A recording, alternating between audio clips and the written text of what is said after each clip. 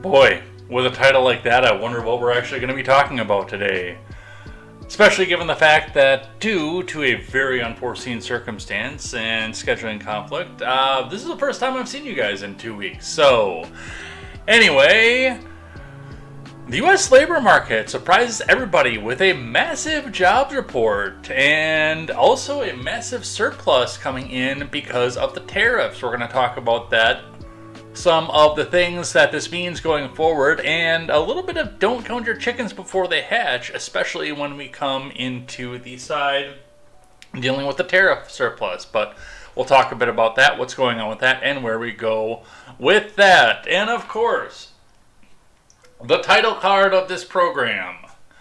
What it is that we're seeing, what we've been talking about, what we've been going forward back and forth with for the last 3 weeks. Pretty much as soon as we turned the camera off 2 weeks ago before we got started. The Epstein files are back in question. Yes, the DOJ has come out to tell us that the Epstein files don't exist. Don't believe your lying eyes. Don't try to look into anything because you might not be a MAGA supporter anymore if you try to go back and pursue down this rabbit hole. Guys, this has been a mess. Oh man, has this been a mess. We're going to go over some of what's been going on with this, obviously with a different timetable because there are other doctor's appointments that need to be taken care of today. We're not going to be going over everything that went through this, but this has been an absolute mess, and I'm going to give my take on what I think happened with the Epstein stuff and where that goes. But we'll talk about that, where that goes, and what happens there. Childhood favorite Elmo has taken the red pill to match his red fur. Yes, we'll talk about the incident where, well, I'm just going to come right off and say, holy crap, it was real. I didn't believe it. I thought it was screenshotted and edited and altered when I first saw it. No, it happened. And due to special request from Palm, I'm also going to be talking about the very, very poor Elmo impression that Jon Stewart attempted to do before we all realized that Jon Stewart isn't actually funny. We just laughed because we were told to laugh at him.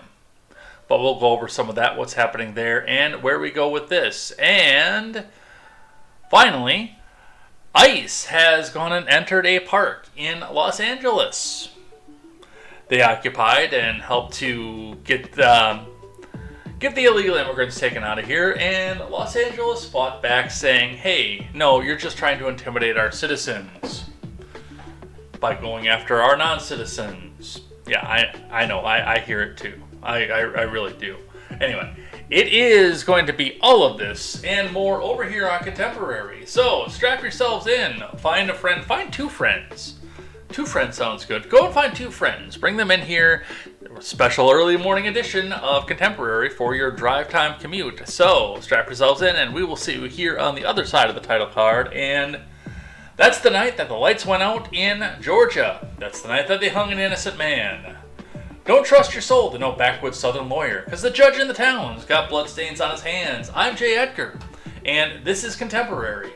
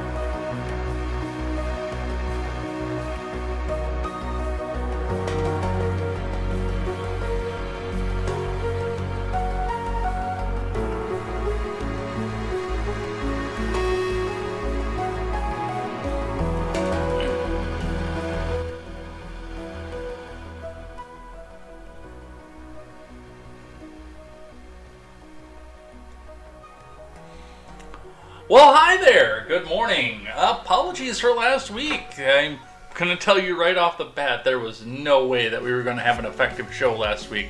And I did have most everything set up, ready to go, but, you know, when your showtime is starting and you've just been up for the past 25 hours while falling asleep on the road trying to keep the people that are the most important to you safe, it's time to just turn around and go back to bed. Well, to bed, I guess. There was no back to bed at that point. It was time to turn around and go to bed. So that's where I was last week, and that's the most details that you're going to get out of this one, unfortunately. If you want some more details, you are going to talk to Palm about that. It's both of our deals, but it's going to be whatever she is comfortable sharing. So that is with that, and that's where we go for there. And that is where I'm going to leave with that, because we have 1,000 tabs open this morning and a bunch of other stuff to talk about. The Elmo thing. I said in the Discord, which if you are not in the Discord, link is in the description. Come back and join us in Twitch, in YouTube. I believe it's even over there in Kick and on Rumble too. Come back and join us. I had a similar reaction. Remember in the Matrix when they pulled the bug out of Neo, and he yelled back and reeled back and says, "Holy crap, that thing's real!" Yeah, that's what I said about the Elmo thing. Because I thought it was just a cheap screenshot that somebody at the Daily Stormer went back out and did to try to, discredit children's television workshops and a beloved character, or try to say that that Elmo was suddenly based, or there are a litany of other things on the internet. On the internet, you have to question everything at this point here, and no, it was real. And we're going to talk about it, and we're going to talk about it more intelligently than Jon Stewart did, because I actually watched his take on this one, and I mean, he was funny during the Bush years, but man, that guy is just not funny anymore. It's a shame to see those that were once great fall from grace. And he is one of them. But anyway, we've got a bunch of stuff to go over here today. With a title like what we have here, it's pretty obvious what we're going to be talking about for the majority of the show. But actually, I've got a lot of stuff loaded up before that, too. So I am going to give my take on the Epstein thing. Spoiler alert on this. I do believe they're Epstein files, because that's basically what Epstein got rich at. I don't know that there's an actual itemized list, like, oh, this is person 1 who slept with underage girl. This is person 2 who slept with underage girl. This is person... I don't think there's anything like that, like a bullet point list, but, I mean, a math teacher in New York doesn't just get that loaded by being good at teaching about trigonometry. So, I do believe that there's stuff out there. There's blackmail stuff out there. I think... I don't want to give too much away with the spoiler here, but yeah, I don't think that there's... I don't think they're protecting particularly political partisan stuff at this point. I do think that there's another side to this. And I do agree with some of the takes that if my thought is true, then, I mean, the whole system deserves to fall anyway, because that's abhorrent. That's what it is. But we'll talk about that when we get down to that segment here. Anyway, before we get started, make sure you guys go check out great programming, such as The Voice of Steven, the rebranded Daily Ignoramus. Go and check him out. One of my favorite people in the entire world. The other one is sleeping upstairs. But still, one of my favorite people in the entire world. One of the people who kind of pushed me to be more successful in what I'm doing with this and where this goes, and maybe even take a few risks. So go check out The Voice of Steven. He is awesome. He's incredible. I don't know if we're going to be able to rate him today because, well, we're going to be going out earlier than I think he gets started. But if he's there, we will. And go check out Crimeland with Katie Z as well. I've been slacking on my Katie Z, but I did check on her, make sure that she was not in the path of the floods in the south, because I know where she does live, and yes, it's a possibility she could have been in the path of those, but she is safe. Go check her out. It's going to be an awesome time. And we got to get started. We got to get started with some finance, which I just realized that I don't have my actual finance article up on the screen. So I've got another tab or another window over here. I can go back and do the Dow Jones. So we can talk about that, because that's the first thing we're going to be talking about is our finance for the day. And let's get started. I have too much crap open. New scene. Let's go. There it comes.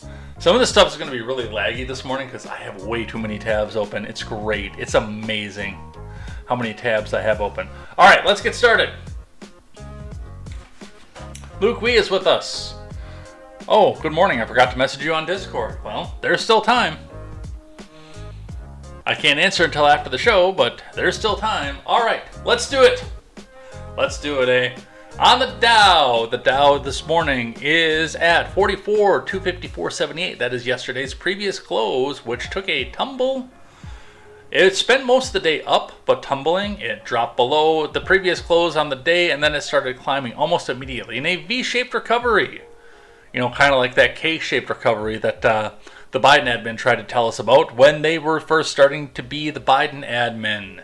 And it was a bunch of crap. It really was. We are at 44,254.78. Let's bring this back out 5 days. And we'll bring it back out a month too, because we are on a downswing in the past 5 days. So the week that we were gone, it looks like it took a shot up, and then it's just been on a steady downswing since then. Let's bring it back out a month so we can get out to... Yep. Because that's July 1st. That's about the last time we saw each other. It was July 3rd, actually, so... We're up on July 3rd, and it's been on a steady tumble since then as well, so...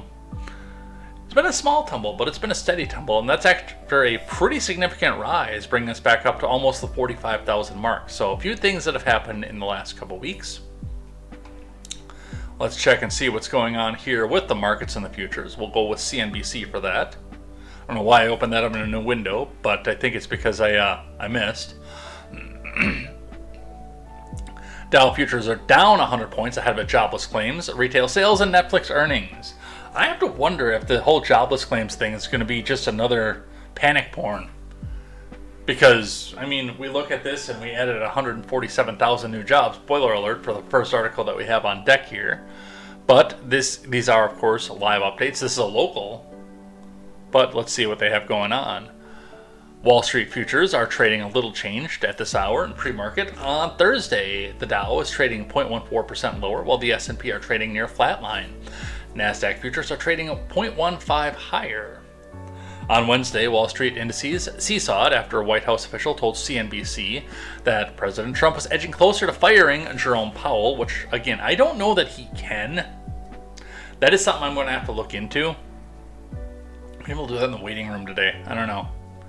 The president, however, later denied the reports. The S&P ended the session up 0.3, while the NASDAQ rose 0.2 after earlier falling to 0.83. The Dow closed 231 points, or 0.48% higher, after briefly slipping a little over 0.5% below the previous close. All right, some of the other things to watch on this. United Airlines shares fall as New York snags way on profit forecast. United Airlines share fell 3% in pre-market on Thursday after the U.S. carrier flagged a hit to third quarter earnings from operational snags at Newark. Yes, remember, and I didn't cover this on the show because, well, we've been running 4 hours a show for the last, I don't know, 3 or 4 months. And that one slipped. But yes, the Newark airport was, and I believe they've updated at this point, running Windows not 95, 3.1. For reasons unknown. The Newark airport, where nearly 70% of the flights are operated by the Chicago-based airline, has faced disruptions due to equipment failures, ongoing runway construction, and persistent air traffic control staffing shortages. On the market live, NASDAQ and the S&P lifted by chip stocks after wild session. Futures tracking the NASDAQ and the S&P rose on Thursday as strong results from Taiwan's TSMC boosted chip makers after a roller coaster session marked by concerns about the Federal Reserve's independence. At 5:45 a.m. Eastern Time, Dow E-minis were down 24 points, or 0.05%. S&P E-minis were up 5.75 points, or 0.1%, and the NASDAQ E-minis were up 41.25 points, or almost 2%. And the tariffs, of course, because we had a pretty substantially good bill on the tariffs before. Tariff fears could get real from August 1st, experts warn. Richard Harris, executive director at Port Shelter Investment, said August 1st could mark a turning point if the U.S. President Trump follows through on his tariff threats. So, a few things to watch in the market. It's a little bit volatile right now. Some of your stocks are on sale. If you're interested in those, please note this is not official financial advice. If you want official financial advice, do check in with your personal finance director, your stockbroker. Well, maybe don't trust him because he just wants to sell and buy a bunch of stock and get his commission off of that. But your finance manager, your accountant, people like that who know your specific circumstances. I'm just a guy on the microphone and making generalized statements. Your accountant's going to know what it is that your family can afford to spend based on your income, based on your outgoing, and based on your goals for retirement. So go check with him before you make any major stock purchases. This is just generalized information. Let's get on with the news from the Associated Press. Labor market surprises with 147,000 new jobs last month. Here are some takeaways. The labor market delivered another upside surprise last month, churning out a surprisingly strong 147,000 jobs. The unemployment rate ticked down unexpectedly too. But the headline numbers mask some weaknesses as the U.S. economy contends with fallout from Trump's economic policies, especially his sweeping import taxes and the erratic way he rolls them out. Here are 5 key takeaways. The headline jobs numbers looked good, a surprising praise for the Trump administration from the Associated Press. June hiring was up modestly from May's 144,000 increase in payrolls and beat the 118,000 jobs economists had forecast for last month.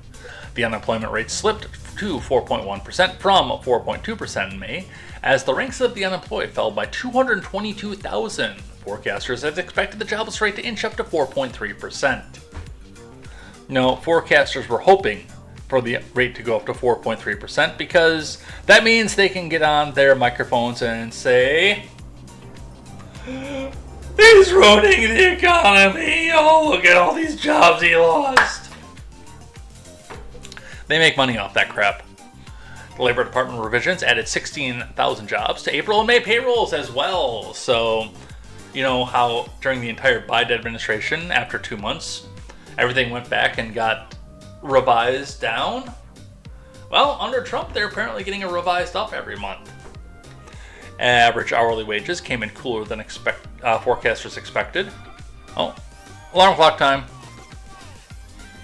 Rising 0.2% from May and 3.7% from a year earlier. The year-over-year number is inching closer to the 3.5% considered consistent with the Federal Reserve's 2% inflation target.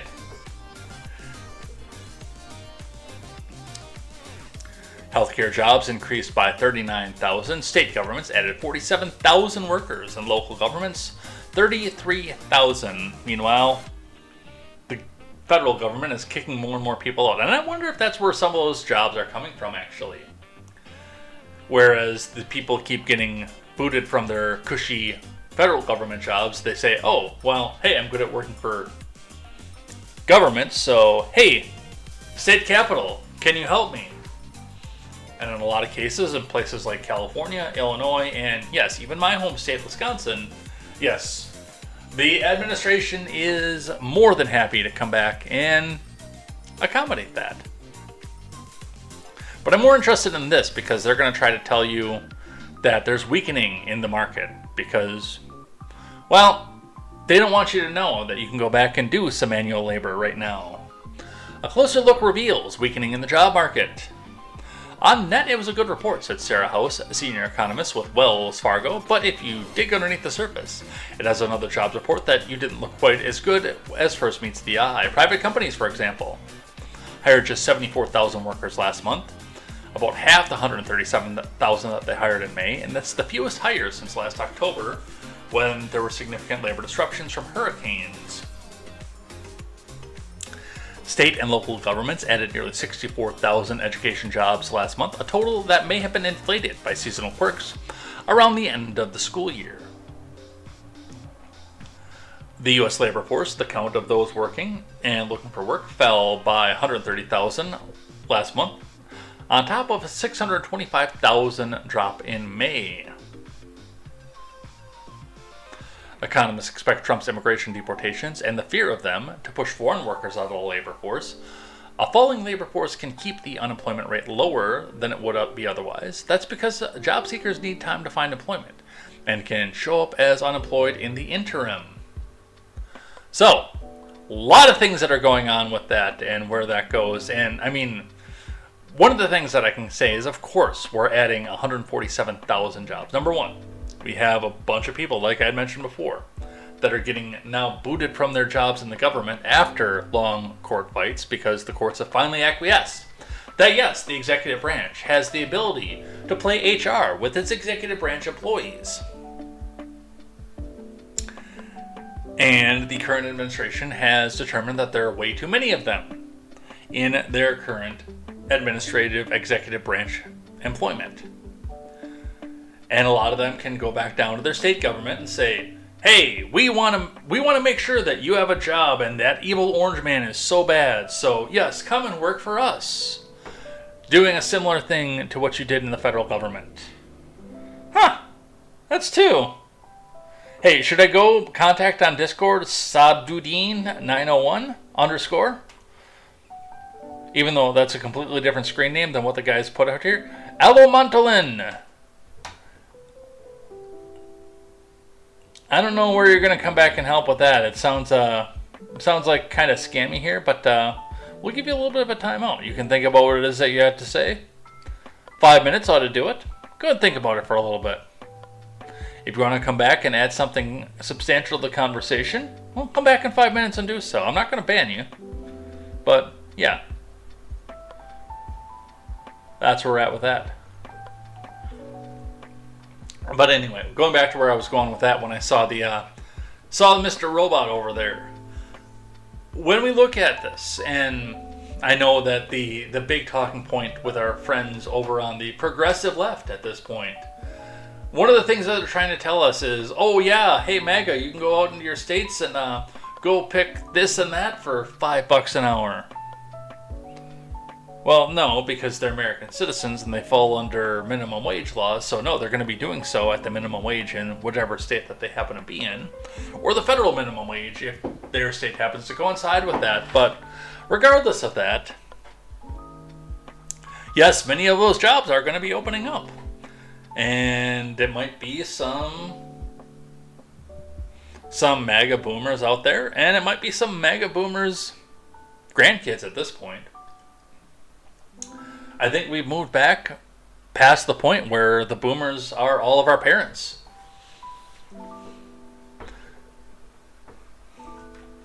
Okay, the boomers are still my parents, but I mean, I've passed on to the next generation at this point too. I think the older parents now are the Gen Xers at this point. Anyway, we have a point where these jobs are opening up. And yes, people have to go back and do them. Factories have spots that were being held by people who are either being deported or self-deporting. Those jobs need to be filled. The jobs are there, and people in desperate situations are going back and taking them. It's an interesting place with the job market and what it is and where it goes. I know I've heard the Beanie Boy complain about it, and I've actually dealt with the same thing. When you're down on your luck, there really isn't anything at all unless you're into a specialized field where you can go. And if that specialized field happens to be every dude's backup plan, then yeah, you don't have a whole lot. You can, My aunt, who I was living with at the time, told me, "Oh, just go get a job sweeping up behind the deli at the Pick and Save, or go work in a restaurant," which is all well and good, and I'm willing to go back and do that kind of stuff. But you go back you go sweep up behind the deli, and instead you got a guy out there who's got a questionable immigration status that's out there doing that instead, because he doesn't complain when you need $10 an hour. He doesn't complain when you give him $2 an hour to go back and do that. And, you work in a bar, you work in a restaurant, front of house, because, well, there are reasons that we can't go back and do back of house. But you go out in front of house and you're even reasonably attractive, 20-something-year-old dude. Oh, yeah, no, we don't hire dudes for this, because they don't bring people in. So that's where they're at with that. So a few things that are moving and going along with this, definitely, and a lot of jobs that are opening up that would not have been available at this point. Let's keep going here. We got a lot to go over yet. The Treasury posted an unexpected surplus in June as tariff receipts surge. Now, let's throw a little bit of nuance on this here, because, well, there are a few things to go over with this, and one of the nuances here is, keep in mind that this is 1 month. We got a lot of months to go on this one. Now, if this keeps up as a trend, we're going to be doing okay, and we could see another significant round of tax cuts or tax refunds, middle of the year tax refunds, and etc. But don't bank on this coming out and happening. Have another backup plan off of this. From Jeff Cox. Cox. The U.S. Department posted a surplus in June as tariffs gave an extra bump to a sharp increase in receipts. The Treasury Department said on Friday. With government reading swelling throughout the year, last month saw a surplus of just over $27 billion, following a $316 billion deficit in May. That brought the fiscal year-to-date deficit to $1.34 trillion, because of course it is. Up 5% from a year ago. However, with calendar adjustments, the deficit actually edged lower by 1%. There are 3 months left to the current fiscal year, which ends September 30th. A 13% increase in receipts from the same month a year ago helped bridge the gap. With outlays down 7% for the year, receipts are up 7%, while spending has risen 6%. The government last posted a June surplus in 2017 during Trump's first term. And actually, right around this, well, June 17. But at this point in this term as well, because they're saying June surplus, obviously, but we're also sitting at a point where 2017 was first year. This is first year, so increasing tariff collections are helping shore up government finances. Customs duties totaled about $27 billion for the month, up from $23 billion in May, and 301% higher than in June of 2024. On an annual basis, tariff collections have totaled $113 billion, or 86% more than a year ago.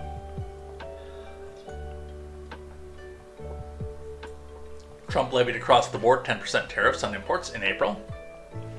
On top of other select duties, he announced a menu of so-called reciprocal tariffs on various U.S. trading partners, and has been in negotiations ever since.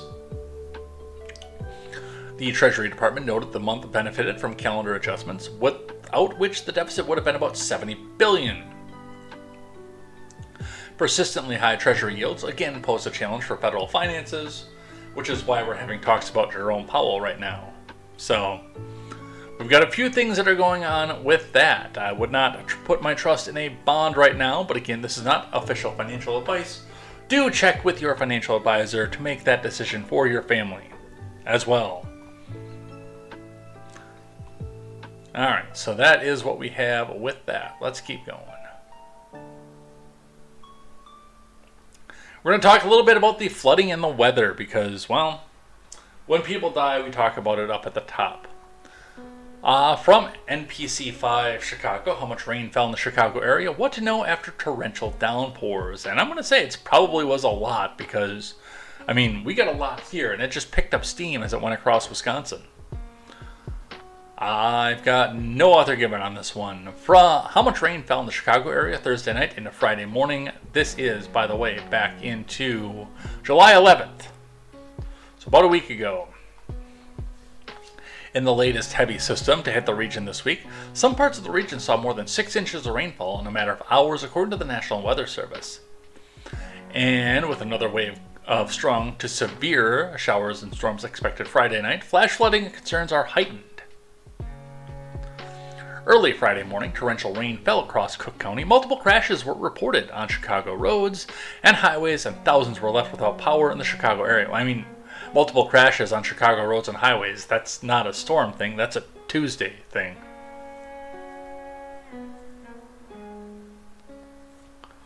Alright, some of the totals in the area. Loves Park, 6.5 inches. McChesney Park, 5 inches. Rockton, which, I mean, that's way out to the west. That's over Rockford area. Cherry Valley, the same thing. 3.5 to 4 inches. Rockton and Cherry Valley, because they're in the same area. Pingree Grove, almost 3 inches. Marengo, 3 inches. So it's Loves Park and McChesney Park were the ones that got hit the hardest. It looks like it lightened up a little bit as it moved in towards the city. Even getting up to South Beloit, which is above Rockton and Cherry Valley, is only a couple inches. So looks like the hardest hit areas were a couple of the major west suburbs. But not getting out as far as Rockton, Cherry Valley, things like that.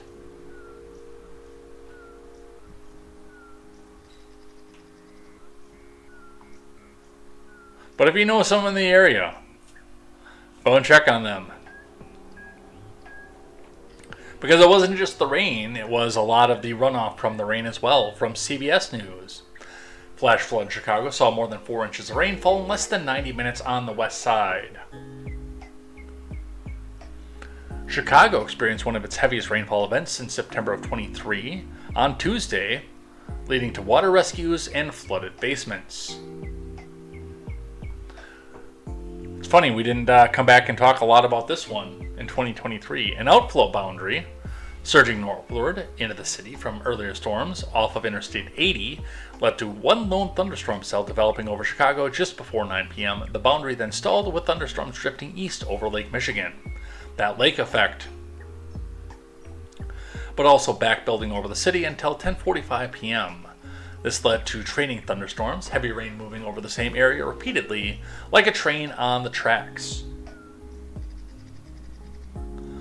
With high levels of moisture in the atmosphere, these storms produced torrential rainfall rates. 4.63 inches fell in less than 90 minutes near Garfield Park, with storm total rainfall there reaching 5.45 inches near the Loop. Almost 4 inches fell in under 2 hours. Radar estimated rain totals over the Eisenhower climbed as high as 7 inches. That would be your McChesney Park area.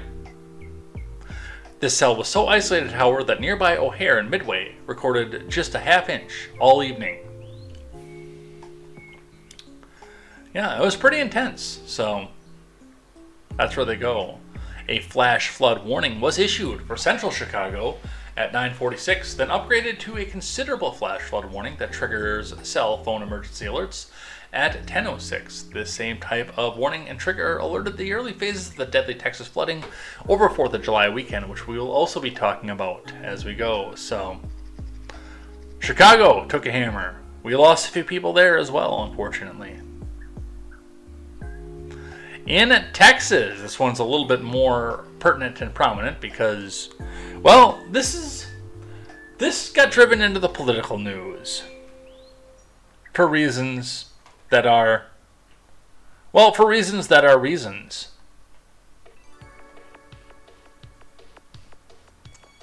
What to know about the flash floods in Texas that killed over 100 people?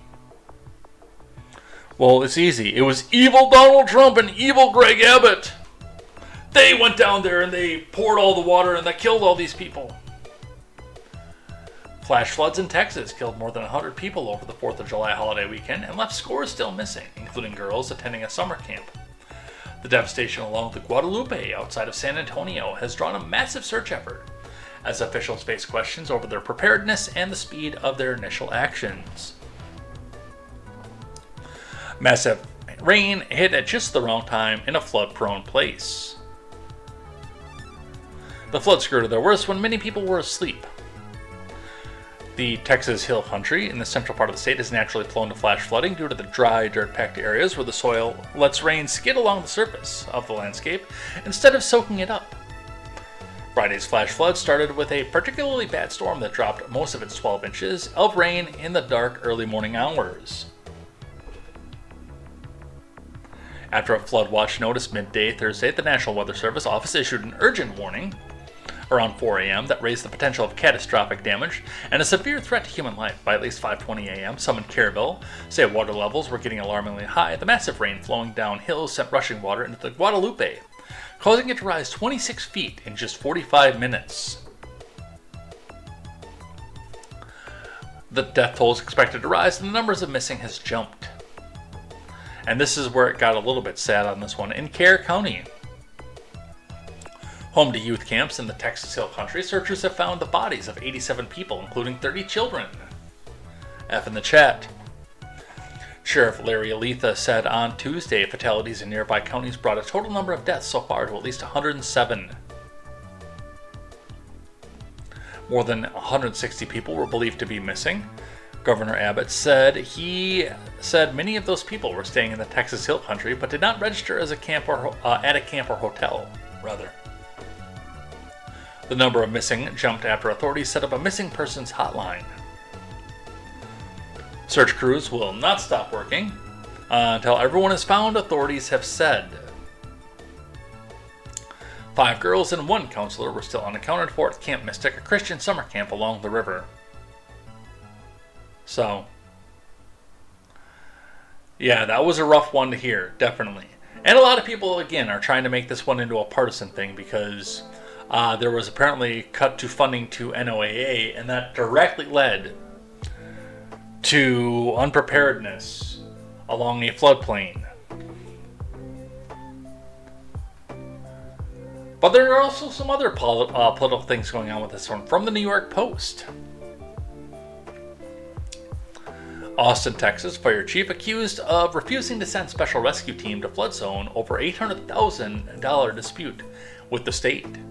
From Jenny Taylor. The Austin, Texas fire chief is being accused of denying a request to send rescuers to Kerrville days before the catastrophic flooding because of an $800,000 dispute with the state government. Highly trained swiftwater rescue teams were requested by the state last week before the floods, but Chief Joel G. Baker denied both requests, the union said, calling it a dereliction of duty. The Austin Firefighters Association said lives were likely lost because of Chief Baker's decision, the union said. So there was a partisan aspect to this, but it's not the NOAA, apparently.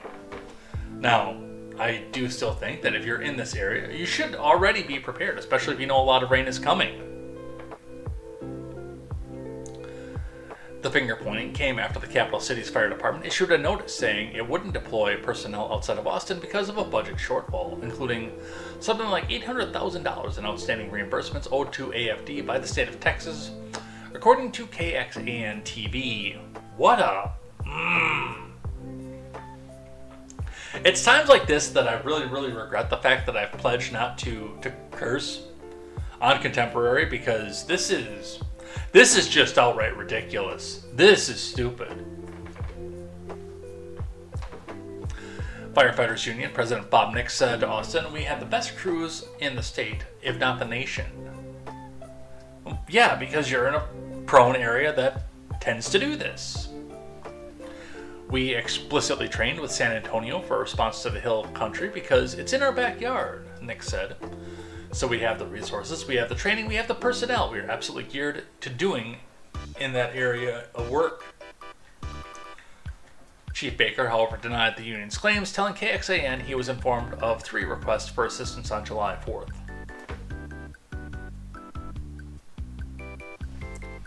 A request for a dispatcher was denied, but the department did send rescue swimmers, per KXAN.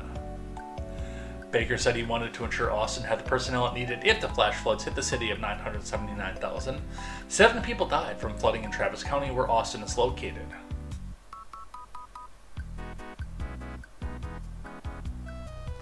I don't know, man. That is a tough call in and of itself, if that's the actual reason. Now, yes, I know that there are other aspects of this that do involve the budget shortfall, so right now we're sitting at a he said, she said in this one. We don't need a lot of he said, she said.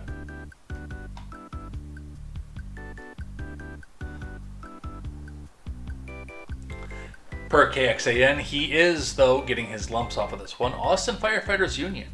93% voted no confidence in chief over flood response. So apparently they're going to come back out and vote on somebody who can do better. From Avery Travis, briefly. The Austin Firefighters Association has delivered a vote of no confidence in the Austin Fire Department's chief following accusations by top union leadership he delayed emergency responses to deadly flooding in the Texas Hill Country. Per a post on the union's social media account on Friday, an overwhelmingly 93% of Austin firefighters, which was 927 votes, cast a vote of no confidence. In Joel Baker, only 4% opposed. The post went on to say, "This is not about politics, it's about accountability and protecting public safety." Earlier this week, the union began voting on a resolution which stated the association hereby declares that Chief Baker has forfeited our confidence to lead the Austin Fire Department.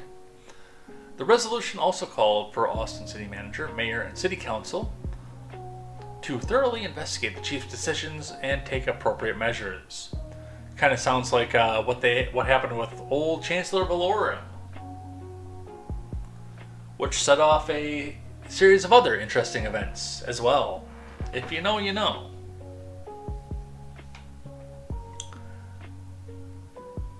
But it appears that he is out. So, interesting side on this one as well. FEMA deleted Texas camps, buildings from flood map, per report. Federal regulators approved appeals to remove buildings from the 100-year flood hazard map of Camp Mystic, reducing regulatory oversight in a high-risk floodplain in Texas before torrential waters struck the site, the Associated Press said. In 2011, the Christian Girls Camp on the banks of the Guadalupe had been included in a special flood hazard area in a federal emergency management flood map, which included requiring flood insurance and stricter construction regulations. But following appeals, FEMA changed the flood maps in 2013, 2019, and 2020 to exclude 30 buildings across the sites, which were part of the camp hit by the flood that killed 27 people, including campers, counselors, and the camp owner, the Associated Press reports. FEMA told the Associated Press that the flood maps were only snapshots that showed minimum standards for floodplain management and were not predictions of where it will flood. Really? A third one?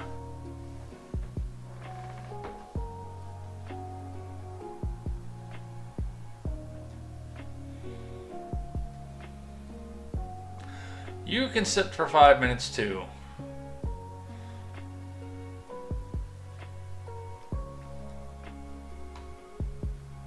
I love the content you've been streaming. So, interestingly enough with that, because, yeah, of course, and I mean, this is not the first time this has happened either. 2013, 2019, and 2020, so under Obama, under Trump 1, to exclude 30 buildings across the sites that are part of the camp. So at that point, then I don't know where the insurance was off of that and what the regulations were. Now, clearly knowing that this is supposed to be a particularly risky floodplain, some of the questions come out of this are, were they planning for something to happen? Or hoping that something would happen? Or had this area been dry for a little while? That I'm not sure. But it's an interesting side note to this story. Absolutely.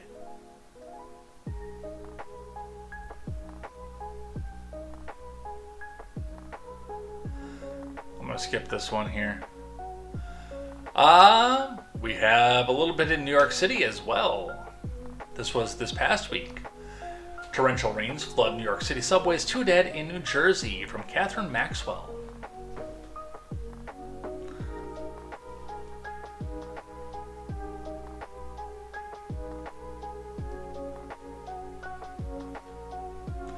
Let's get the Rumble chat back up here. There we go. At least 2 people are dead after heavy rains triggered widespread flooding in the New York City area and beyond. Officials confirmed on Tuesday after more than 2 inches of rain fell in an hour on Monday, the second wettest hour ever recorded in the city. In Plainfield, New Jersey, about 30 miles from the New York City, flooding swept away a vehicle, killing 2 people inside. Subway service was delayed on multiple lines on Monday. At the height of the storm, CBS News reported, the downpour flooded multiple stations in Manhattan. The New York City sewer system, the storm water system, accommodates about 1.5 to 1 3/4 an hour. Metro Transit Authority Chair and CEO Jano Lieber told CBS News last night, in that 1 hour, we had well over 2 inches of rain, so when that happens, the system backs up into the subway. Let's watch.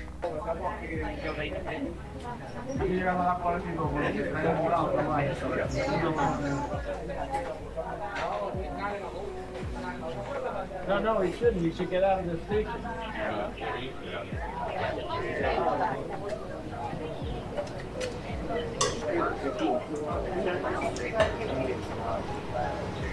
Do you see it?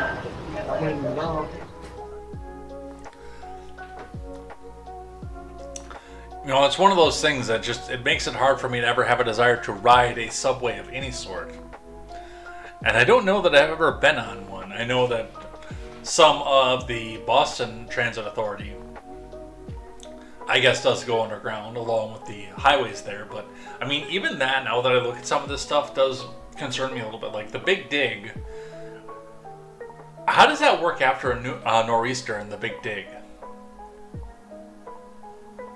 I don't know. I happen to live in that state in the only 2 years on history that didn't have snow, according to the people that live there. But that's the big question. Most of your interstate and highways go under the city. So what happens on something like that when they have 17 inches of snow in an hour, and then you have to go back and wonder where it all goes when it all melts? I don't know. But similar question to this and what's going on with this. When you've got your city and your sewer system can't handle 2 inches of rain in a couple inches, I mean, that makes me not want to go and get on a subway ever. I mean, I'm not real thrilled to go to New York City in the first place, but I'm not the only person in this family anymore, so it might happen at some point.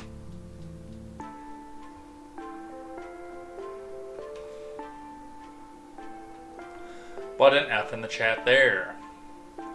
And the last one, before we go talk about Elmo, from NPC News, 3 dead, including gunmen, in Kentucky shootings at a church and an airport.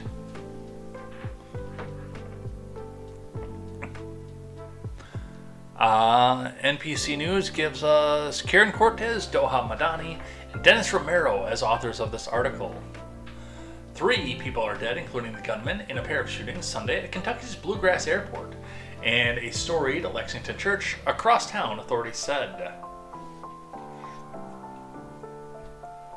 The unidentified shooter struck a Kentucky State Police trooper on a terminal road at Bluegrass Airport at 11:36.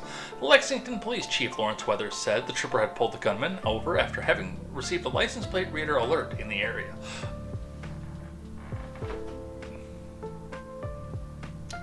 The trooper was shot and the suspect fled, Weathers said, adding that the trooper was stabilized and receiving treatment. By the way, there's a reason they're not releasing the name, just so you know. Law enforcement caught up with the shooter at Richmond Road Baptist Church, about 16 miles to the southeast, where he had also opened fire, Weathers said. Officers fatally shot the gunman, he said, but not before at least 4 people at the church were struck, 2 fatally. Preliminary information indicates the suspect may have had a connection with the individuals at the church. Weather said 4 individuals were shot on church property. Fayette County Coroner Gary Ginn identified the 2 women pronounced dead at the scene as Beverly Gum, 72, and Christina Combs, 32. Social media and public records indicate Gum was Combs' mother and was married to the church's pastor. F, dude.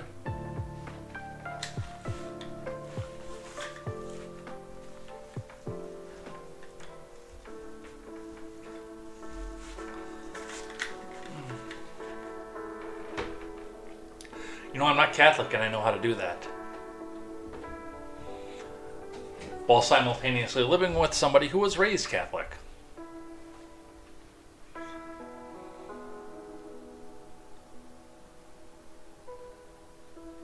One of the 2 male victims was shot at the church. One is in critical condition, while the other is stabilized, Weather said. Ginn said he had not identified the gunman's family, or notified rather the gunman's family of his death, so he cannot yet release his identity, which he said is known to police. They're always known to police. Kentucky Governor Andy Beshear addressed the series of shootings in a post on X. Please pray for everyone affected by these senseless acts of violence, and let's give thanks to the swift response by the Lexington Police Department and Kentucky State Police, Beshear wrote. Details are still emerging, and we will share more information when available. So, a few things that are going on with that. I don't know if anything has been released on this one yet. Fox News, being the wonderful people that Fox News actually are, may already have the name and possibly the criminal history of the person involved, because that's what Fox News do. Gunman kills 2, wounds 2 at Lexington Church after shooting Kentucky State Trooper.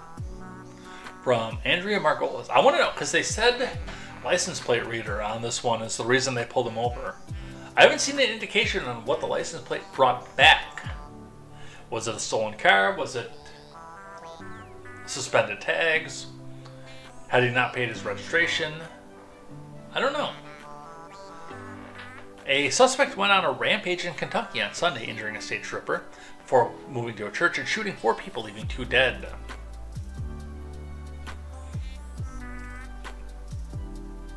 It happened on Terminal Drive just outside of Bluegrass Airport, but was unrelated to the airport. There were some people en route to the airport, and they got out and assisted the trooper, Weather said. I appreciate them for getting out and doing what they did. After shooting the trooper, the suspect took off in a carjacked a vehicle. Weather said no one was hurt in the carjacking. Police then utilized... It's everywhere today! What the hell? Excuse my language. You can have a timeout too.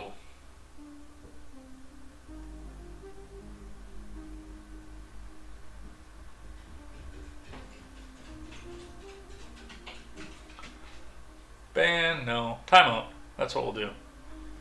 10 minutes.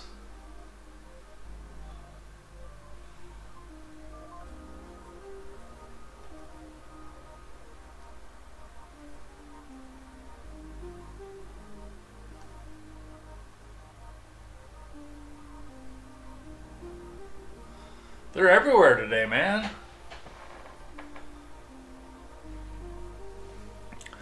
Police then utilized the department's air support unit and real-time intelligence center to track the suspect to Richmond Road Baptist Church in Lexington. The gunman opened fire on the church property, killing 2 women, injuring 2. Let's see. Officers that shot the man will be placed on admin leave pending the outcome of the investigation. Still no identity on this one. I know one of the things that came out on this one almost immediately was Sarah, censored over an X, brought forward the picture of a Muslim man. I don't know if that's actually the suspect though or not.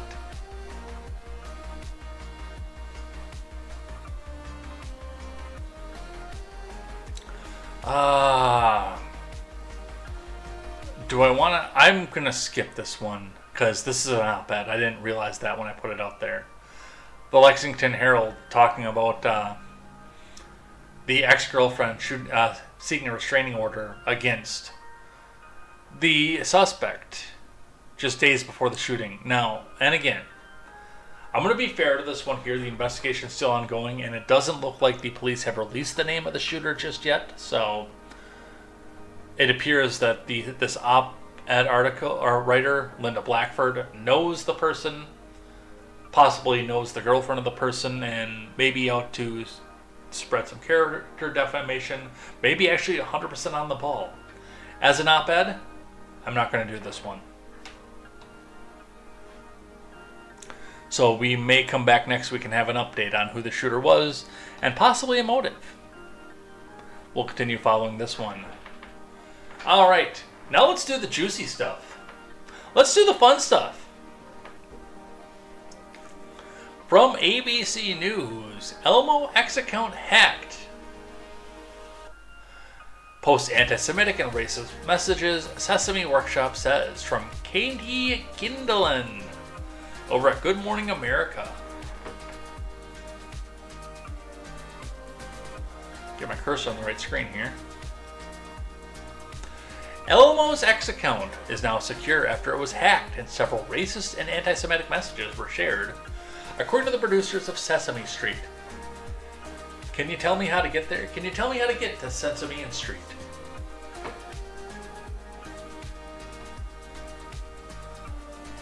Elmo's X account was briefly compromised yesterday by an unknown hacker who posted disgusting messages, including anti-Semitic and racist posts. The account has since been secured. A spokesperson for Sesame Workshop, a nonprofit educational organization behind Sesame Street, said in a statement to ABC News on Monday. The compromised post appeared to have been deleted from the X account of the beloved Muppet character, who has more than 650,000 followers on the platform. Let's, I gotta check the meme competition for this one, because I'm pretty sure that's where I put that, just based on my own rules for the Discord. Because I can put it up on the screen. I don't know if I can say it out loud. That's the worst part. But yeah, when I saw this, the first thing that I said was, holy crap, this is real. Because I didn't believe it. What day did this happen? July 14th. How far back are we in the Discord? Yeah, it's here. So I didn't take, obviously, the X link, which has been deleted anyway. It would just come back out and say it's been deleted, but we have other options here. Alright. So this is one of them.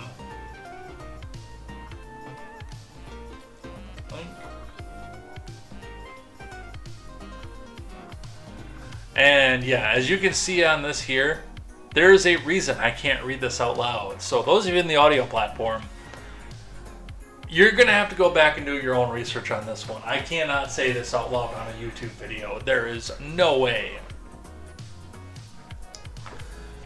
And it says, if I find whoever hacked Elmo, I swear to God. With a response in the thread that says, muting Elmo because this is hacked. And it was bad, too. I've seen some of the other stuff. Let's see if I can get screenshots of it. Oh, Mo.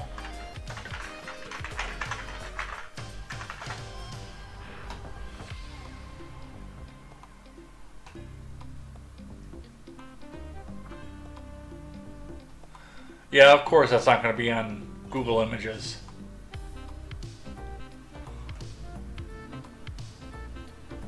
Of course not. Anyway. The compromised posts appear to have been deleted from the X account of the beloved Muppet character. You know, they're not just going to leave them up there for posterity. The since deleted posts included racial slurs and anti-Semitic language, as well as comments about Trump and deceased sex offender Jeffrey Epstein. According to the New York Times, the sex offender who, by the way, absolutely didn't do anything to anybody. Oh, there is one on on Google Images. We can bring that over here. Or we can just bring the whole thing over here too, because yeah, it's bad. Yeah, let's do that. I'll use my Chrome window for this one here. So, again, for obvious reasons, stuff that cannot be said on a YouTube video.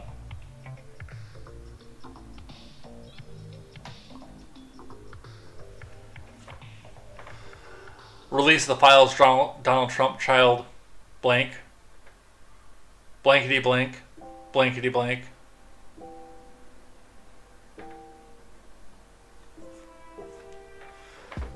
Elmo says blankety blank. Donald Trump is blankety blank because blankety blank. And Epstein files blankety blank, blankety blank, blankety blank.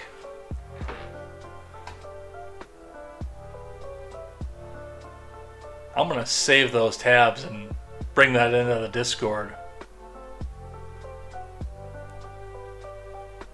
Open image in new tab. You know the worst part is we were having the discussion over Jon Stewart's Elmo voice, and I could read that in Elmo's voice if this was a Rumble exclusive. Elmo says blankety blank, blankety. Donald Trump is blankety blank because he is in the Epstein files. Blankety blank, blankety blank, blankety blank. And I love the pinned X on there. Elmo is just checking in. How's everybody doing? Right before all the rest of that. I mean, it's from January 29th of last year, but still.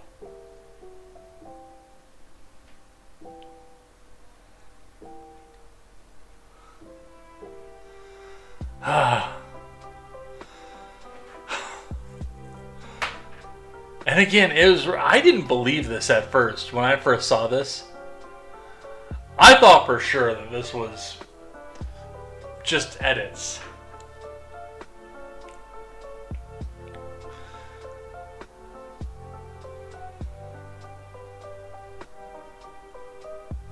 X did not immediately reply to ABC News' request for a comment. The social media platform has faced questions about safety and hate speech on its platform since Musk acquired X, formerly Twitter, in 2022.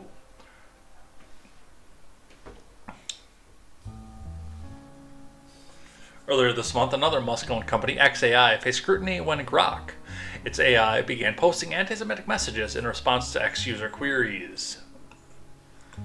The messages, which Musk said are being addressed, drew condemnation from Jewish advocacy groups and raised concerns about the AI tool. So, yeah, that's a lot, man. But he is back. From Politico, Elmo returns to X after hacked anti-Semitic outbursts. From Seb Starsevic. Much loved children's TV character Elmo is back on X after his account was hacked to post a slew of anti-Semitic and racist messages. Elmo, the cheerful red monster from Sesame Street, unleashed a torrent of hate speech earlier this week calling for the extermination of people of the nation of Israel. I don't know if I could say the J word on YouTube. To his 650,000 followers. Sesame Workshop, the nonprofit organization behind Sesame Street, said in a statement posted to Elmo's account on Tuesday that his verified X account was briefly hacked by an outside party. In spite of the security measures in place, and that we strongly condemn the abhorrent anti-Semitic and racist content, and the account has since been secured. Jon Stewart tried to do the cringy thing like, no, Elmo, you have to take responsibility to this. I watched the whole Jon Stewart Elmo segment. I cringed out of my skin. By Tuesday, the posts have been deleted, and Elmo appeared to be back to his normal warm and fuzzy self, posting, Elmo loves you! The incident is the latest example of hate speech spreading on X. Elon Musk bad, Africa man bad, blah blah blah blah blah. Elmo's outburst comes less than a week after Musk's artificial intelligence, Africa man bad, posted a series of anti-Semitic messages on X, including some glorifying Hitler. Monster company XAI quickly removed the inappropriate post and stated last week it had taken action to ban hate speech before Grok posts on X without providing any further details. Africa man bad, Africa man bad, Africa man bad.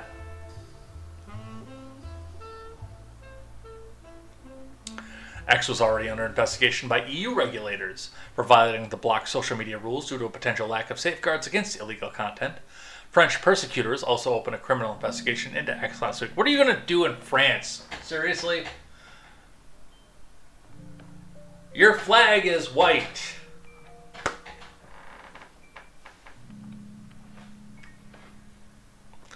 Over allegations that the platform manipulated its algorithms for the purposes of foreign interference. My God, where have I heard that before?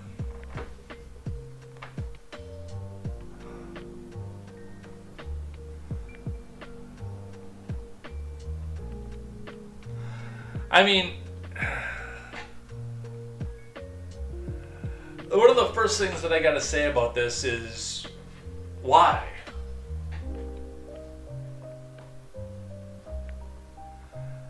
I want to know who it was that said, I want to say a bunch of stuff like this. Let's do it on a beloved children's platform. And that's been one of the things too. And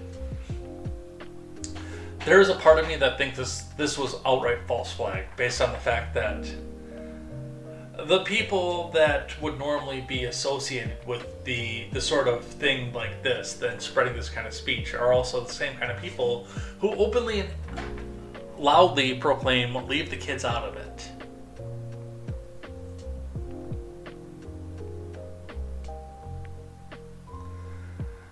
So I don't, and I might be wrong.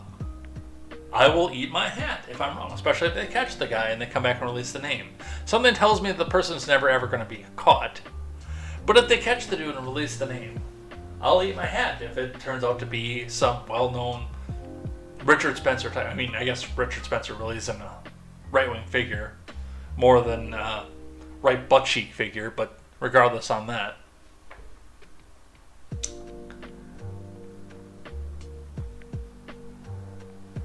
I don't know. I don't entirely buy this because, yeah, the people who profess the ideas like Elmo was spewing out on this are also the same people who typically say leave the kids out of it. I could see them going out and hacking, I don't know, Dua Lipa's X account before Elmo's. Dua Lipa is still a thing, right? I'm not showing my age here when I do that.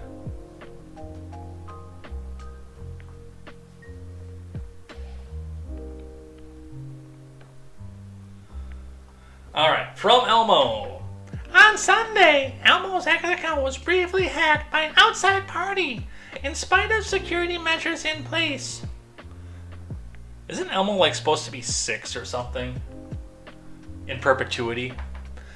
We strongly condemn the abhorrent anti-Semitic and racist comment, and the account has since been secured. These posts in no way reflect the values of Sesame Workshop or Sesame Street, and no one at the organization was involved. I don't know if I buy that. That's the worst part of it. But that's what happened. I'm gonna get rid of this one just because I didn't get that on the Texas flooding thing. Jon Stewart attempted to be funny. From CNN, Jon Stewart spoofed Elmo X account getting hacked from Lisa Respers France. This, by the way, is going to be another one of those clown nose on, clown nose off things that Jon Stewart loves to do. He's going to attempt to make an actual statement and say, right-wing person bad, and right-wing this bad, and right-wing that bad. And if he gets called on it because it was as cringy as it was, he's going to say, oh, but here's my clown nose, look at me, I'm just a comedian, why are you taking everything so seriously?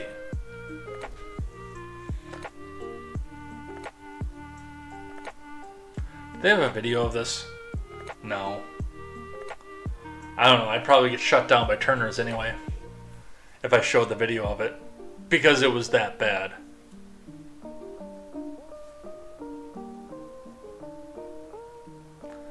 Jon Stewart spoofs Elmo's X account, getting hacked from Lisa Resper's France. We've seen Elmo in Sesame Street in a variety of lights, but never as an alt-right supporter. After the beloved character's X account was hacked, Jon Stewart decided to have some fun with a lookalike puppet of Elmo on The Daily Show on Monday. The talk show host reminded the audience with a photo that he had worked with the famed Muppet years ago and said he was shocked by the tweets. Stewart, voicing the Elmo puppet, poorly. Elaine is here, by the way. Hello!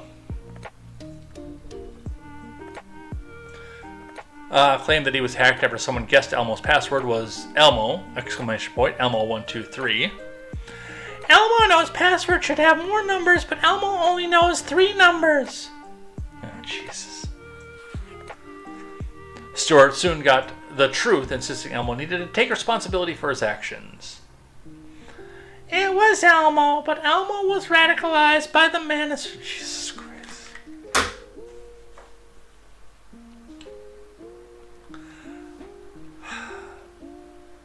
And I had this exact same reaction when I watched this yesterday, by the way. Because this is cringe out of your skin. It's like he took a buzzword soup and mixed it all together.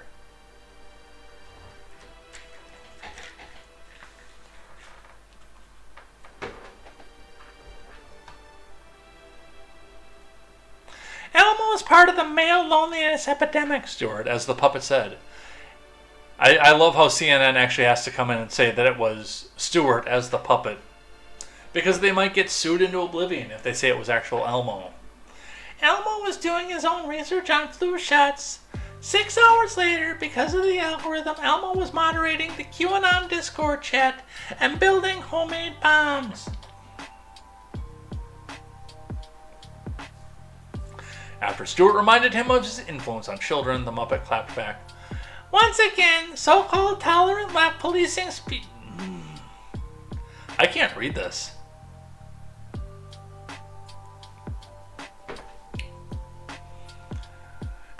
It's like left-wing mainstream media buzzword bingo.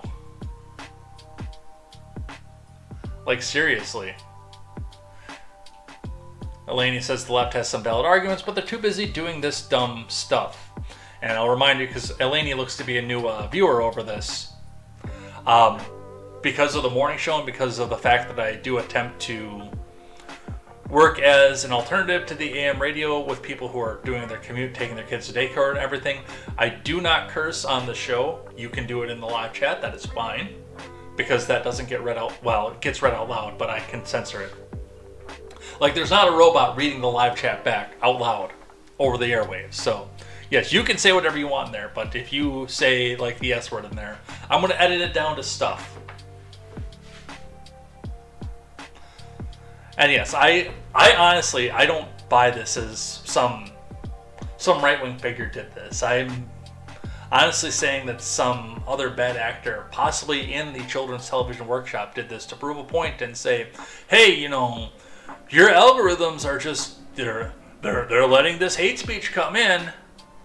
No, you can swear, that's fine. Like I said, there's not a robot that's sitting out here reading your stuff out loud.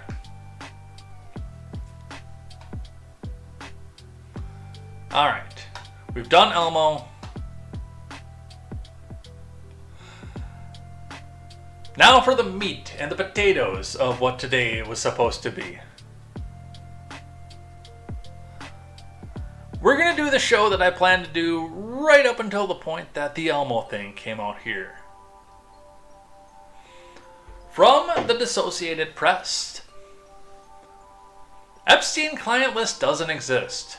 Justice Department says walking back theory Bondi had promoted. It's not just a theory that Bondi had promoted. It's a theory that the Donald had promoted.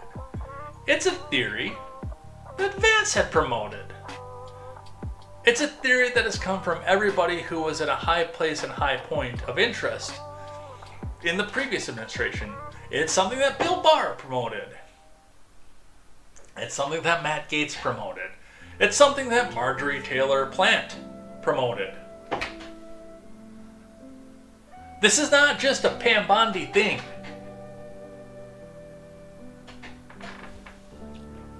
But we'll read from what the Associated Press has to say. I have a theory about this, by the way, and, well, I have a theory about a lot of things, but we'll talk about that. Let's get some of what they call the facts off of this first. Alright, this is from Eric Tucker and Alana Durkin-Richer. Jeffrey Epstein did not maintain a client list. The DOJ acknowledged on Monday, as it said no more files related to the wealthy financier's sex trafficking investigation would be made public, despite promises from the AG that it raised the expectations of conservative influencers and dangerous conspiracy theorists. The acknowledgement that the well-connected Epstein did not have a list of clients to whom underage girls were trafficked represents a public walk back to the theory that the Trump admin had helped promote, with Bondi suggesting in a Fox News interview earlier this year that such a document was sitting on my desk for review. Yeah, that was probably a stupid way to do that, by the way. Even if it was sitting there, that was probably a stupid way to do that.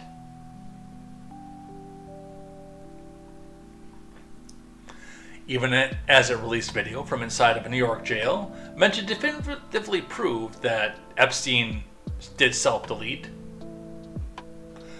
I'm a little bit wary on what the Twitch and the YouTube rules are about the S word and the things that go with that. The department also said in a memo that it was refusing to disclose other evidence investigators had collected. Bondi, for weeks, had suggested more material was going to be revealed. It's a new admin, and everything is going to come out to the public, she said at one point. After a first document dump, she had hyped anger at President Trump's base by failing to deliver revelations.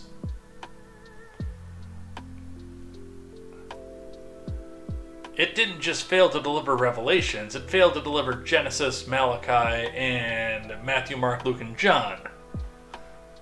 Like, this was a failure on par with failures that I've never seen before. What Pam Bondi did with that.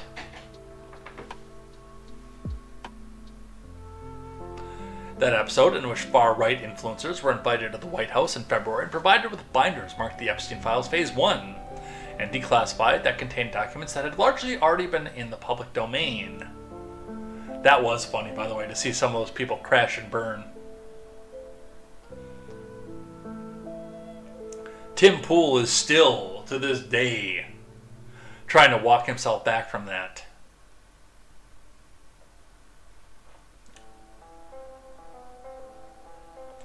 Has spurred conservative internet personalities to sharply criticize Bondi. After the first release fell flat, Bondi said officials were poring over a truckload of previously withheld evidence she said had been handed over by the FBI in a March TV interview. She claimed that Biden admin sat on these documents. No one did anything with them, she adding, sadly, these people don't believe in transparency, but I think, more unfortunately, I think a lot of them don't believe in honesty. Well, I mean, that's a prerequisite to working in the government, right there. If you're honest in the government, you bring the whole system down.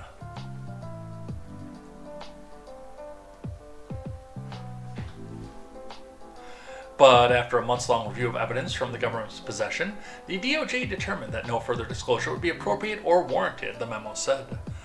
The department noted that much of the material was placed under seal by a court to protect victims, and only a fraction of it would have been aired publicly had Epstein gone to trial.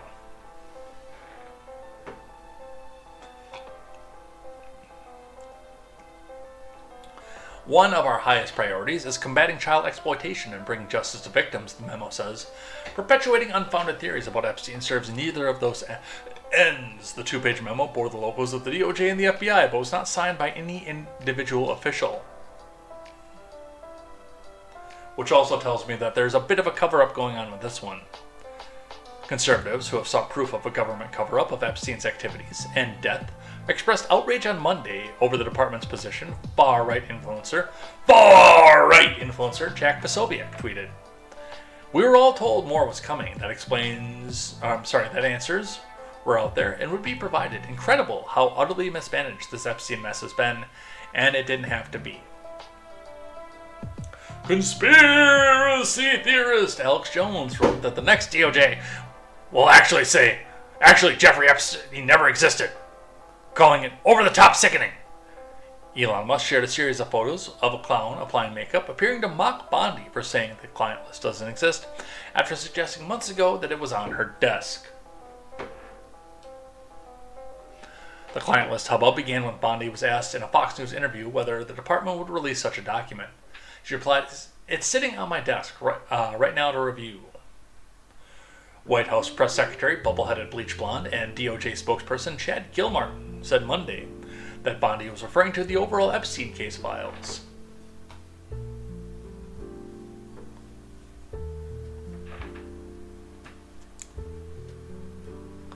Among the evidence, the DOJ said Monday it has in its possession and will not be releasing are images of Epstein.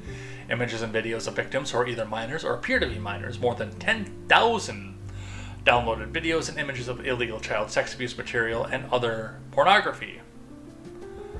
The memo does not explain when or where the videos were located, who and what they depict, and whether they were newly found, as investigators scoured their collection of evidence and were known for some time to have been in the government's possession. Now, there is a lot to unpack here with this. The prevailing narrative right now, of course, is the fact that because nobody's doing this, because these files are staying, quote, sealed, because nobody's looking at these, nobody's talking about these, it's because evil Donald Trump is in the list, and he's in the videos, and they have a video of him porking a minor. Let's be 100% realistic about a lot of things right here, right now.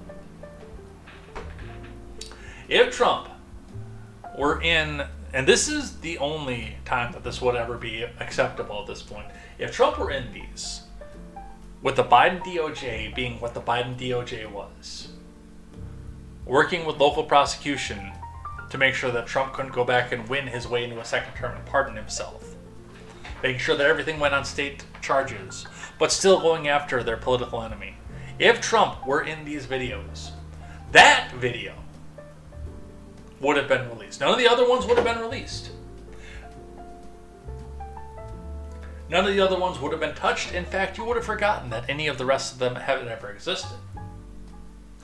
It all would have been gone. It all would have been over. It all would have been done. If Trump had been in this video, they wouldn't have blown the thing wide open. But you know it. I know it. Everybody in their right mind knows that if Trump was in anywhere in this, that little segment of it would have been released.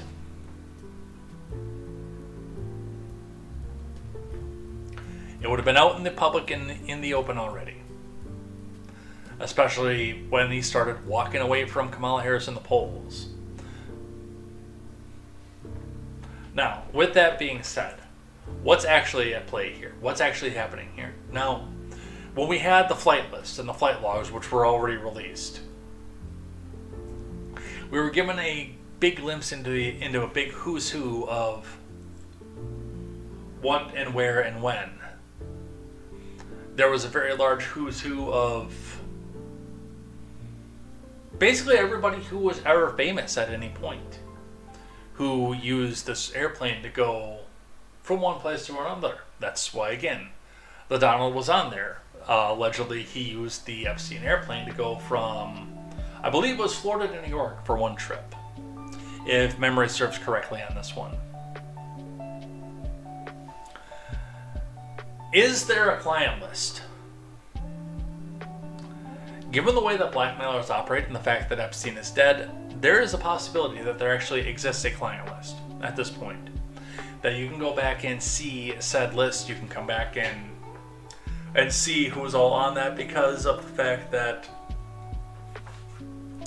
a person who is in the business of blackmail needs to come back out and be able to turn, if the person is blackmailing decides, hey, I'm not going to pay you anymore, do your worst, then go back and find a list and say, hey, here's the name, here's the list of where the videos are, because allegedly there are hundreds and thousands of hours of video and photos. Here's where the list, because where do you file that otherwise? And then the pictures come back out and allegedly exist.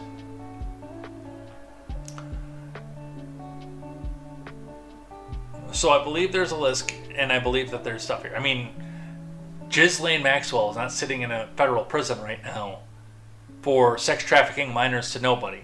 Let's just be realistic about that. What bothers me about this, what I look at when I look at certain things like this and how this goes and what happens with this,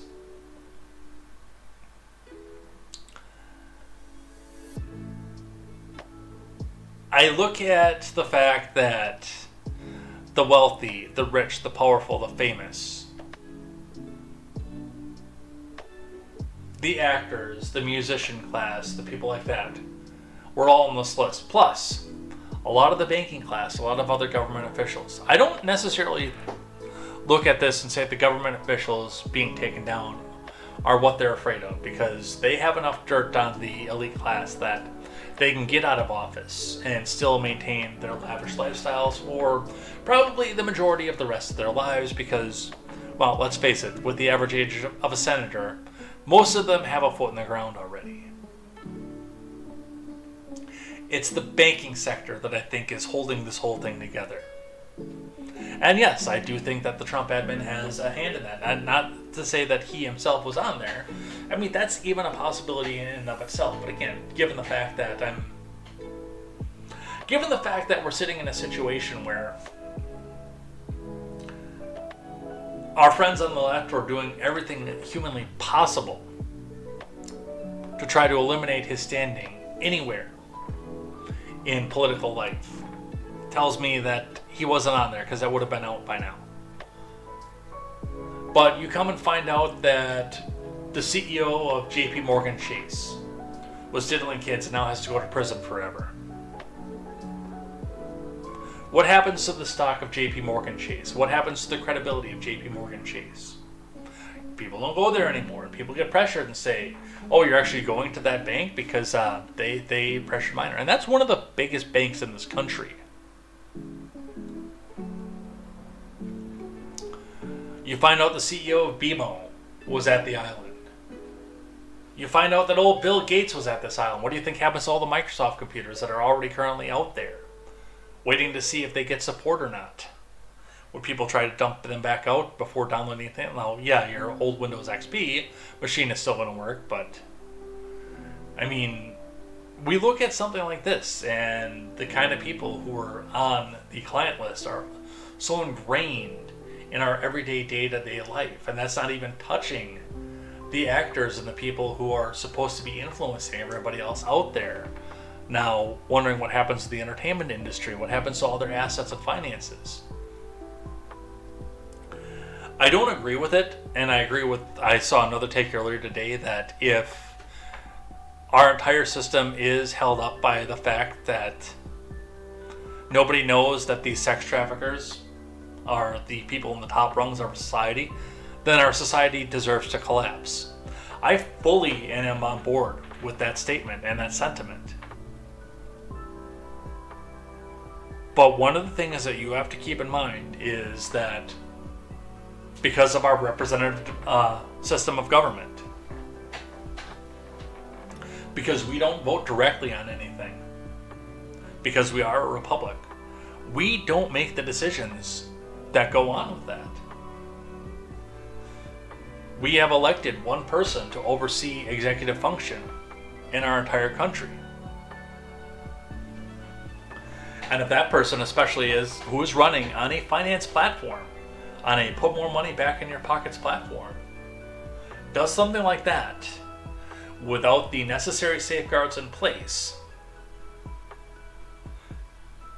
a backup plan for somebody who's going to be a CEO to this company, a new crop of actors, and a set of irrelevance to the current crop of musicians, actors, etc.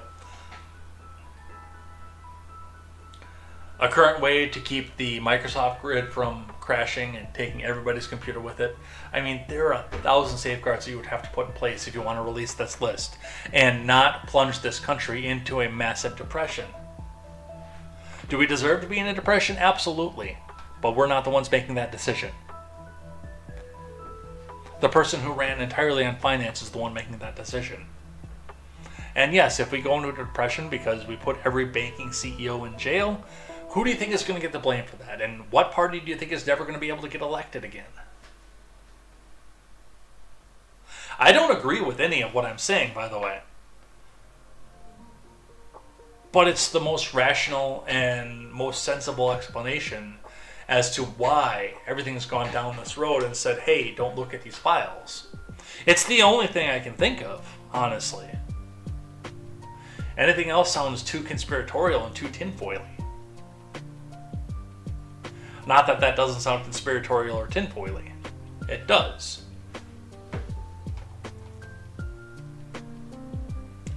One of the other avenues of this, of course, is while I don't necessarily believe that, while I believe that there's a possibility that there's no list, it's just all the files and everything,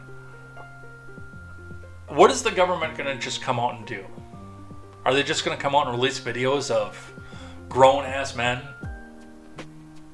boning minors, making us all guilty of consuming child pornography, making all the citizenry of that? That's another possibility of what's going on with this, but I don't know. My big thing right now is the idea that, yeah, releasing these files would take down pretty much our entire society, plunge us into a depression, and put a lot of us in the poorhouse. And that's my take on this.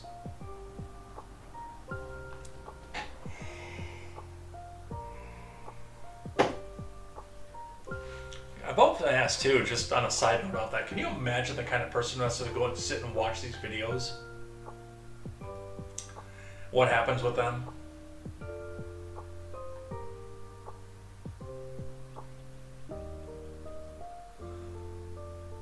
Like, in all seriousness, the guys who have to go back and watch the videos that they find when they do a kitty diddler bust somewhere. I've heard, and I can't confirm this, that a lot of those people blow their own brains out after the fact, because that's just their job. It's to sit and watch little children doing things that little children shouldn't be doing. I mean, it'd be enough to push me to that edge.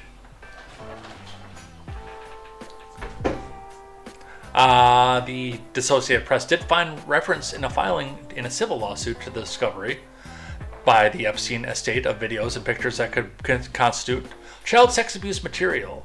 But lawyers involved in that case said a protective order prevents them from discovering the specifics of the evidence, and the DOJ did not respond to a detailed list of questions from the Associated Press about the videos that Bondi was referencing. So that is what they are doing with that.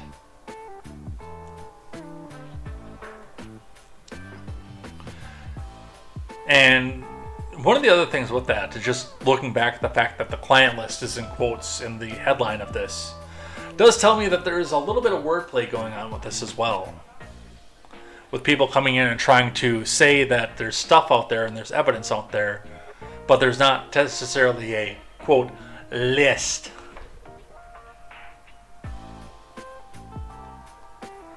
I hope some of that made some sense. I got a little bit rambly onto this one when I started going down that path. From Axios, DOJ and FBI conclude Epstein had no client list and died by suicide. From Alex Eisenstadt,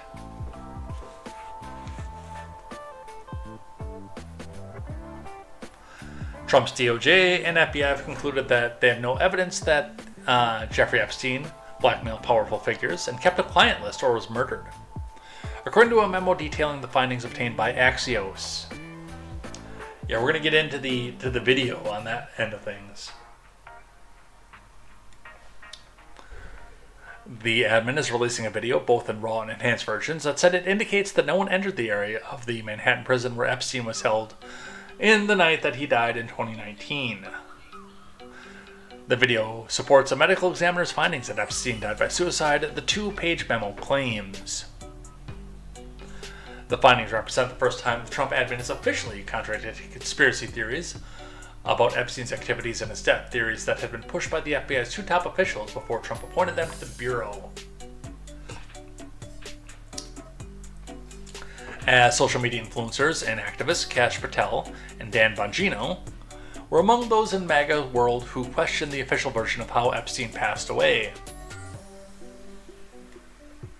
Patel and Bongino have said Epstein killed himself, but it has become an article of faith online, especially on the right, that Epstein's crimes also implicated the government officials, celebrities, and business leaders, and that someone killed him to conceal them.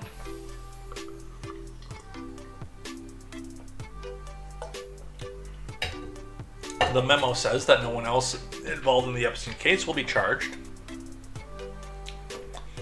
Ghislaine Maxwell, of course, is serving a 20-year sentence for child sex trafficking and related offenses. Of course, sex trafficking children to nobody. That's the dumbest part of this whole argument. According to the memo, investigators closely examined the footage of Epstein's Manhattan prison cell between 10:40 p.m. August 9th, 2019, when Epstein was locked in his cell, and around 6:30 a.m. the next day, when he was found unresponsive. The footage, which was reviewed by Axios but couldn't be verified independently, showed no one entering the area, the admin said. So, that's our thing is, yes, officially, he offed himself. And stop looking over here. I don't buy it. And again,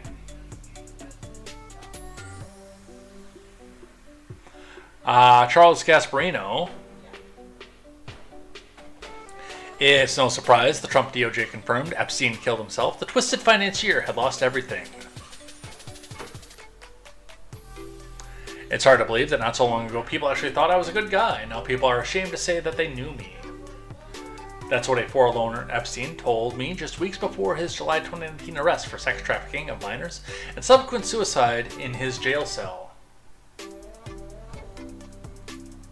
When I heard the news, I wasn't surprised that Epstein, an uber-rich one-time master of the universe, had offed himself. He had risen to the top of finance as a high-end wealth advisor, hanging with Clinton, Andrew, and top Wall Street financiers. He had an office at Harvard where he handled his philanthropic efforts. All that was being taken away bit by bit that year as evidence emerged that his initial 2008 plea deal for child prostitution didn't do justice to the enormity of his crimes that were being exposed almost daily, which was the reason for my call. Based on our conversations, it wasn't hard to tell that Epstein was indeed a broken man. His life as he knew it was over. No more parties, clients had abandoned him. His friends in Palm Beach ran the other way. When we spoke, he had not been charged, but it was just a matter of time. He complained how his victims had lawyered up and wouldn't be satisfied until they took every cent of his enormous fortune. He had assembled over decades of working in finance. Law enforcement was circling based on these allegations. The chances of him spending the rest of his life behind bars as a twice-convicted sex offender were pretty good, and prison isn't kind to such people, so suicide was the easiest way out. That was my take after he was found dead at the since-closed Metro Correctional Center in Lower Manhattan, though at times I felt like I was a lone voice of reason. A multitude of conspiracy theories over Epstein's death swirled. He didn't kill himself, the loons raised, but was murdered, possibly by someone in a powerful circle of friends who indulged in his perversity. And yet now we're back to square one, or maybe not. Trump admin and some of the same people who indulged those conspiracies last week released findings after a lengthy investigation and found Epstein did in fact take his own life. Moreover, his crimes did not extend beyond his own sick behavior. Sure, it's always nice when people in power concede the truth. The fact that we need the White House to concede the obvious reality, and plenty of people still won't buy the most logical evidence-based conclusions, tells you we live in a perilous time.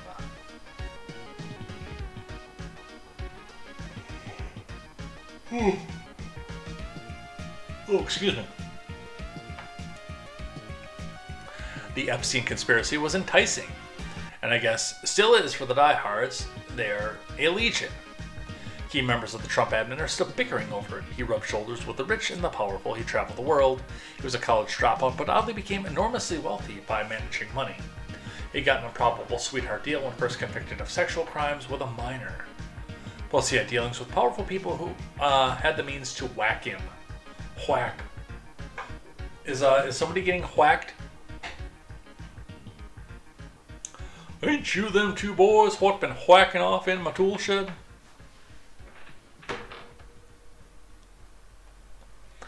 It went further. Top government officials cut him that initial light sentence because for years he was a double agent, maybe a member of Mossad, deep state actors, sanctioned his hit and then faked his self-delete. No, he didn't really hang himself in his cell back in 2019 because of the dirt Epstein was about to expose on some of the most powerful people in the world.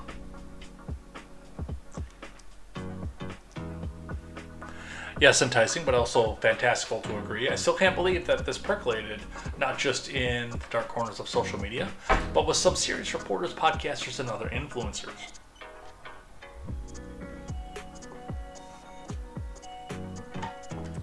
Forget the difficulty of sneaking into a federal jail. Forget that there were cameras would have caught the perpetrators. Forget that Epstein had every reason to off himself.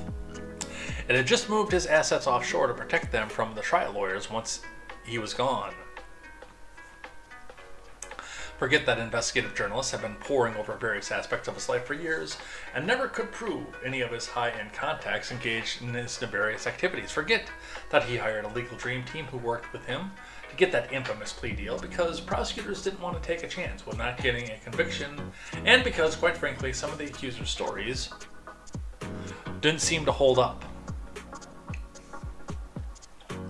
And forget that while Epstein was a scumbag, he was also good at what he did, wealth management. He was an expert of tax avoidance, people who knew him told me, which is why some very rich people trusted him with their money and looked away from his sleaze. He wouldn't be the first guy to make it big on Wall Street without attending college. So, what Gasparino is trying to say is, again, stop looking over here, you moron. Here's the reasons why he did this, and there's nothing more that we need to do, nothing more that we need to look into. Just stop looking at Jeffrey Epstein, because reasons. And yet, almost the day into this, we get more reporting of the fact that, the cameras actually did stop for a couple minutes. Crank this down just a little bit here. It won't affect your ears, but it'll come down in line a little bit. On the other end of this, Pam Bondi's botched handling of the Epstein files from Aaron Blake. This is an op-ed, a lengthy one as well. From CNN, the Trump admin's promises to release the extensive and significant new information related to Jeffrey Epstein appear to be petering out, depriving conspiracy-minded MAGA supporters of smoking guns they have long sought as they publicly try to tie influential figures to Epstein's crimes. And to the extent those MAGA supporters are disappointed, the Trump admin has itself to blame. That especially applies to Pam Bondi. The DOJ posted a memo Monday saying that there's no evidence Epstein was murdered and that he kept everything amounting to a much anticipated client list. The department also does not plan to release any new documents on the matter, an official told CNN. Axios was the first to report details of the DOJ and FBI's actions. Excuse me.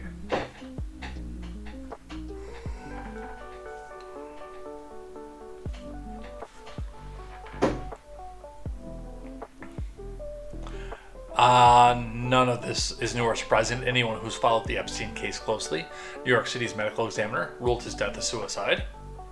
The AG in Trump's first term, Bill Barr, had come to the same conclusion despite his initial suspicions of something more sinister. A DOJ Inspector General also pushed back on the idea that the death was anything but a suicide while criticizing staff failures that allowed such a thing to happen.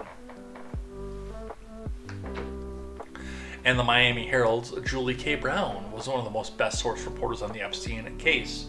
Reported earlier this year, those who have worked with the FBI on the case for decades say there's no evidence that Epstein kept a ledger or a list of clients who were involved with his sex trafficking operation. Still, the memo undercuts theories that continue to circulate, including that there was proof of influential figures were involved in Epstein's exploitation of underage girls. While that's actually still true, they're saying that it's there. They said that it's there. They're just not going to release it anymore.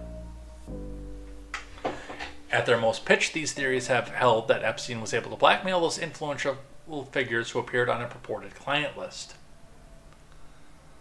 They also undercut Bondi's personal rhetoric. The new memo's key findings are very different from how Bondi billed them. Laura Loomer, who's demonstrated influence with the Trump admin and has frequently criticized Bondi over her handling of the Epstein investigation, called for Trump to fire his AG. Which I would say, yes, please do that, but also that's not going to change anything because the next person that they bring in is going to come to the exact same conclusion. Whether it's right or not, actually.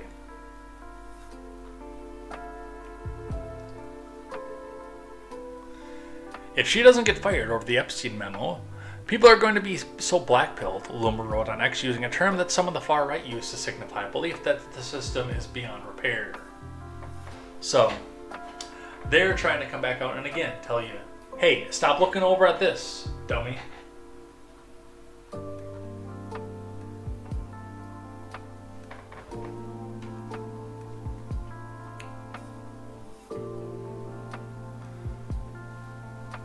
Alright, what else do we have? Jamie Raskin, everything should be released. Raskin calls making the Epstein files public. And by the way, what I consider to be one of the most intriguing reversals in politics. Let's listen. Hey, look. Is that red-haired bobblehead? It is. She's going to circle back to that. Joining me now is someone who is asking questions, and he continues to, Congressman Jamie Raskin, Democrat of Maryland, and the ranking member on the House Judiciary Committee. He and 15 other committee Democrats have demanded that Attorney General Pam Bondi release any mention of Donald Trump in the Justice Department's files on Jeffrey Epstein. So this has been a strange week. I don't know how else to define it. And you are a part of the story, which is also strange. So let me just start by asking you, is it weird to, I guess, be on sort of the same side, at least in demanding information, as people like Alex Jones and others who you probably agree with absolutely nothing on? Well, we called for the release of the Epstein files in the Biden administration. We've been consistent all along in saying these should be opened up to the public. All of the charges against Epstein were dismissed after his death. Of course, his associate, Ms. Maxwell, was convicted on 5 charges. As well as another French associate was prosecuted and then, I believe, took his own life.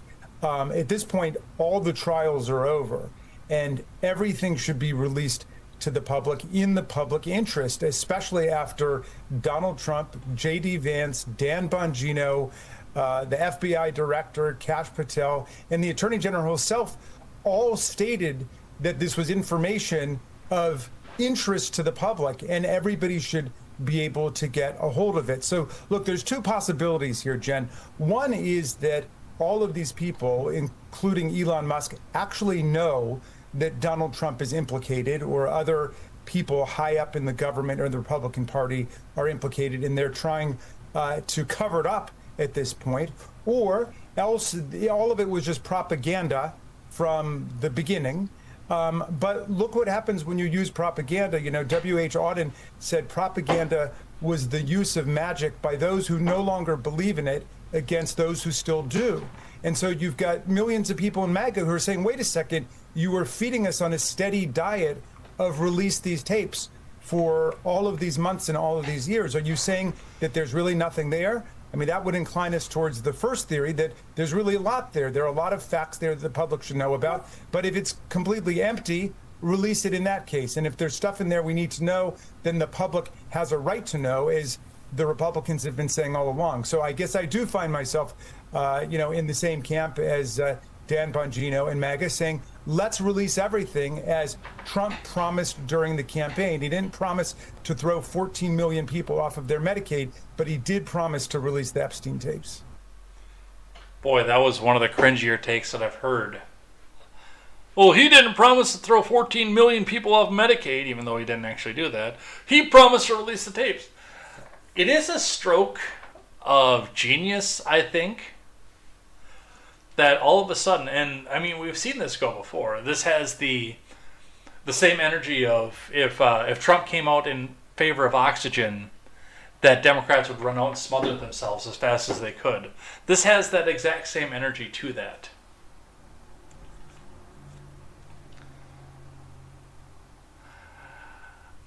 But these people, like Red-Haired Bobblehead and Raskin, were convinced that you were, like I said before, a dangerous conspiracy theorist. If you wanted the release of the files, and there's nothing in there, why would you ever want to release that? The same people, and maybe it's just because I have an eidetic memory and I can remember what happened fairly clearly in 2019, 2020, 2021. I can remember perfectly clearly the people who were saying that you were a conspiracy theorist.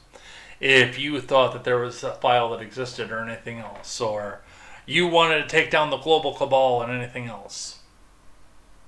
As soon as they got the whiff, and hey, maybe the DOJ was the ones who put out the idea. As soon as they got the whiff that evil Donald Trump might be on the list, now they want the whole thing splayed out in the open for everybody to see and society be damned. Because they'll finally get evil Donald Trump.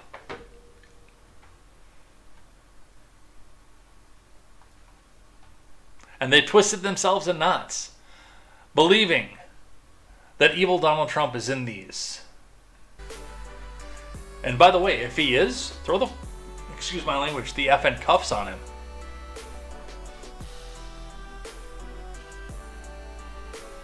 I've been surprisingly consistent about that. Allegedly, Ghislaine Maxwell is willing to reveal the client list. We're going to go with the Daily Mail on that one. I mean, some people say anything for a plea deal, so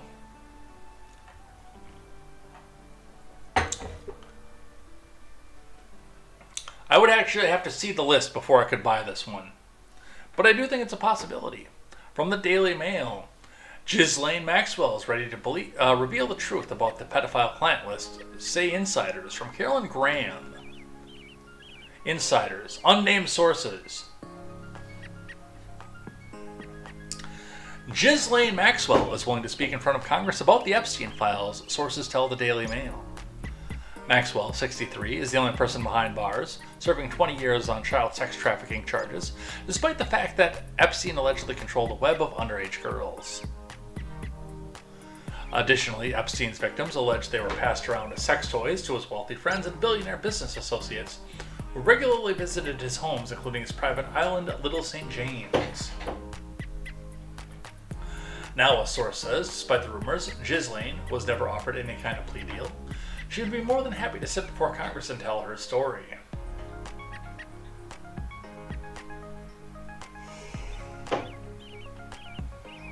Oh, excuse me.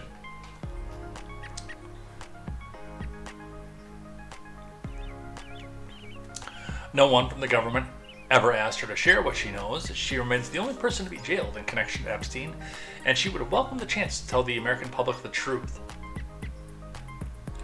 What the truth is remains to be seen. Maxwell was convicted in 22 over her role in a scheme to sexually exploit and abuse multiple minor girls with Epstein over the course of a decade.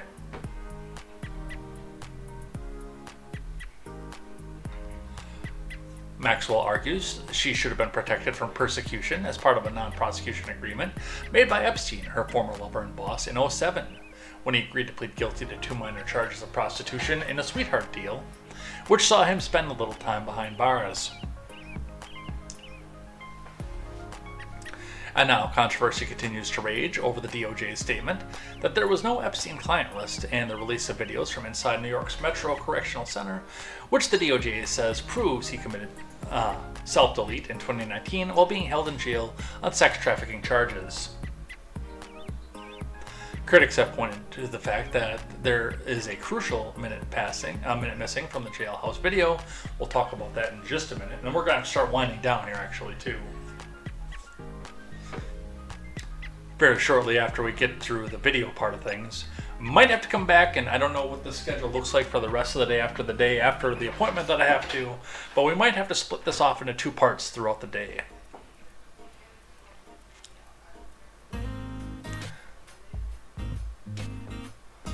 Which say proves he committed self-delete in 2019 while being held in jail. The scandal and alleged cover-up has prompted a rebellion among the loyal MAGA base. Even some believe Bondi should be fired after promising to release all the files relating to Epstein and his high-profile male friends, only to apparently renege on that promise. On Saturday, Trump posted a rebuttal to the accusations of a cover-up on social media site Truth Social, saying, "For years, it's Epstein over and over again. We're not giving publicity to files written by Obama, Crooked Hillary, Comey, Brennan, and losers and criminals of the Biden administration." The Epstein cover-up was also a main topic of conversation among attendees of this weekend's Student Action Summit in Tampa, hosted by the conservative group Turning Point USA. Oh, Jesus. That's 3/4 of your problem right there. Turning Point USA. An organization many credit with rallying Trump's young base before last year's presidential election.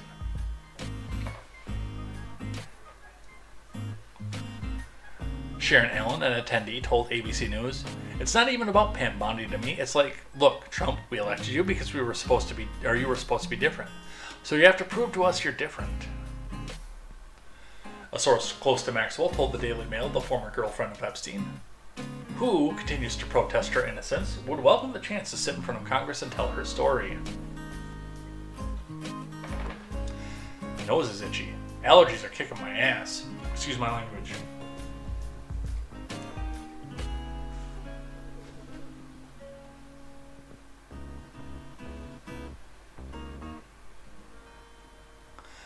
I'd like to hear that statement, but again, my big question there is going to be, is it a bunch of crap because she wants a plea deal? DOJ urges Supreme Court to turn away Epstein accomplice Ghislaine Maxwell's appeal, which it appears that they did, from Jim Hill over at ABC. That contention, let's see. The DOJ on Monday urged the Supreme Court to turn away the appeal of Ghislaine Maxwell, the former associate of Jeffrey Epstein, who is currently serving a 20-year sentence for conspiring with and aiding Epstein in his sexual abuse of underage girls. Maxwell had urged the court earlier this year to review her case, arguing that the unusual co-conspirators clause in Epstein's 2007 non-prosecution agreement with federal prosecutors in Florida barred her subsequent prosecution in New York. A district court and a federal appeals court previously rejected that argument, and the DOJ today urged the High Court to do the same. That contention is incorrect, and petitioner does not show that it would succeed in any court of appeals, wrote Solicitor General John D. Sauer. At the core of Maxwell's petition for SCOTUS review is her contention that the language of Epstein's non-prosecution agreement specifically limited to his protection of the Southern District of Florida, whereas the language of the co-conspirator clause should have been read to prohibit her prosecution in any federal district.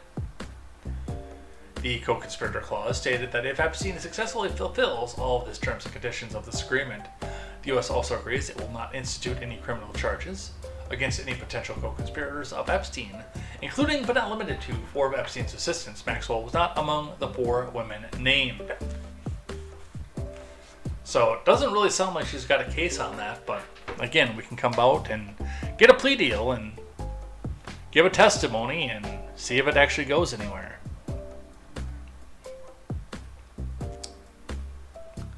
Alright.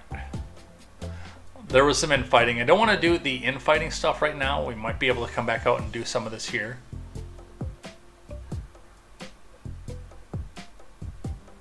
Especially if I come back and do a second part of this later on.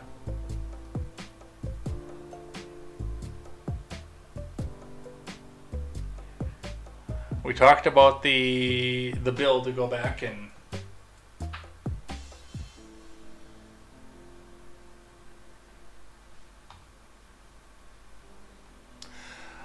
Congress just introduced the Epstein Files Transparency Act, and it's massive. The bill demands the DOJ to release everything. Flight logs, names of the officials, which flight logs have already been released. Names of officials, internal FBI emails, immunity deals, and Epstein's death records. No redactions for reputational harm or political sensitivity. If passed, this would blow the lid off of it all. And that is Massey and Ro Khanna. That's what I thought. Whenever I hear Ro Khanna, I always think that Ro Khanna is a Bajoran. And that Khanna is the given name. Fans of the Next Generation will understand where I'm going with this because, of course, I'm referring to Ensign Ro Laren.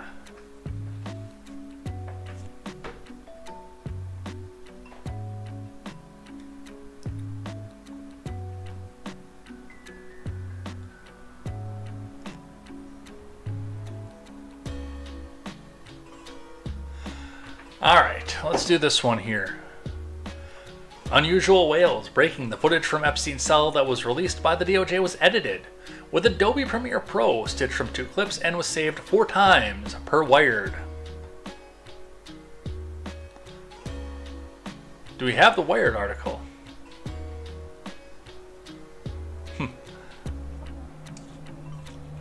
File was probably named Epstein Cell Final Actual Final .mov.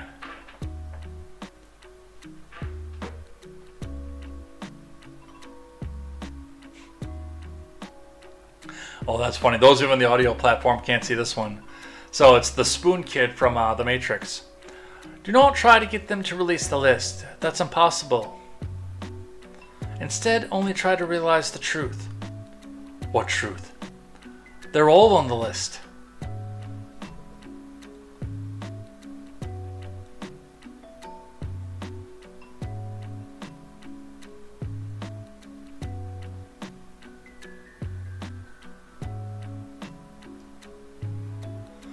Same thing from Disclosed.tv.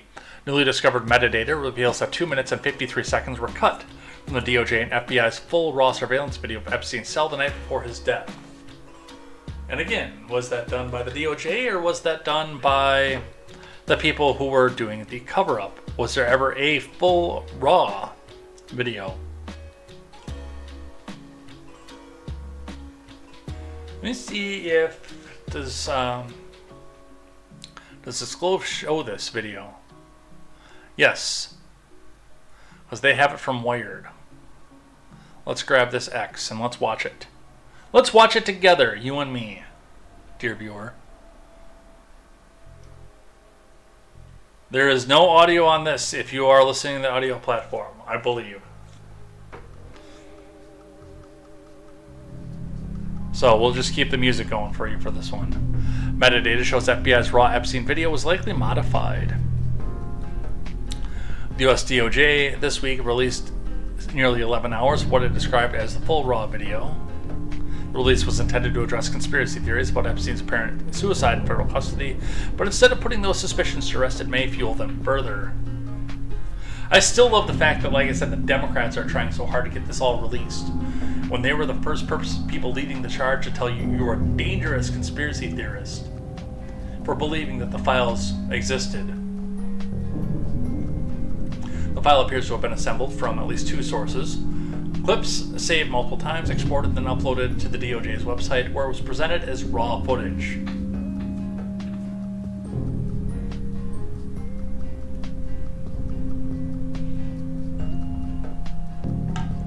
The video may have simply been processed for public release using available software, with no modifications beyond stitching together 2 clips.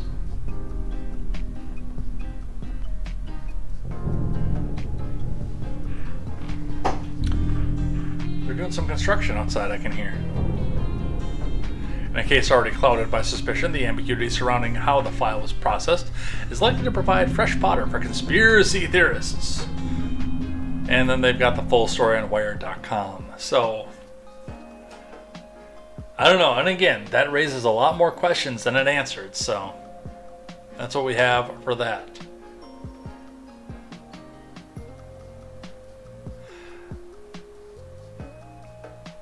And the last one that I'll do on the news for today, and again, there's a possibility that we'll do this a second time today, or I don't know. A lot of things might change today.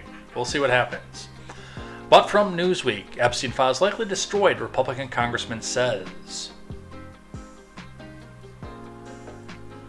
from Jenna Sundell. Representative Tim Burchett, Tennessee Republican, says he thinks files related to Epstein were destroyed by the Biden admin. Which, by the way, with them saying just that there's no list, that's actually a distinct possibility.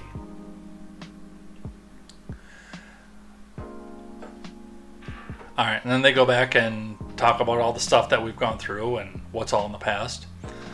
I think the files existed at one time, Burchett said. I think they were destroyed in the previous admin, and I think if they ever had anything on Trump, it would have been out on day one under the Biden admin. Burchett expanded on the comments in a statement sent to Newsweek. Excluding the current leadership at the FBI, the intelligence community under Biden had a history of misleading the American people. They lied about Hunter's laptop, and I think they covered up the Epstein story too, Burchett said. In a memo, the DOJ and FBI said, this systemic review revealed no incriminated client list. There was also no credible evidence found that Epstein blackmailed prominent individuals as part of his actions. We did not uncover evidence that could predicate an investigation against uncharged third parties. In an appearance on Fox in February, Pam Bondi was asked about the release of Epstein's client list. So, it's a possibility, although, as was pointed out, it's also a possibility that it was destroyed by the Trump admin because Pam Bondi swears it was on her desk. Alright.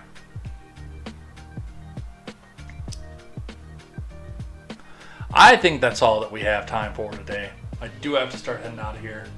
And I do want to make sure that we get on to the other segment of things. So, as we always finish out, we finish out looking at the rules of acquisition, the major portion of the Ferengi religion that advises how you get to the divine treasury and have social credit to bid on your next life. Every week we go through one of these. We determine whether or not it can be used in common parlance because, yes, Roddenberry was an avowed communist, and a lot of these were meant to mock capitalism rather than actually be rules of capitalism, even though the vast majority of them wound up being good rules for capitalism.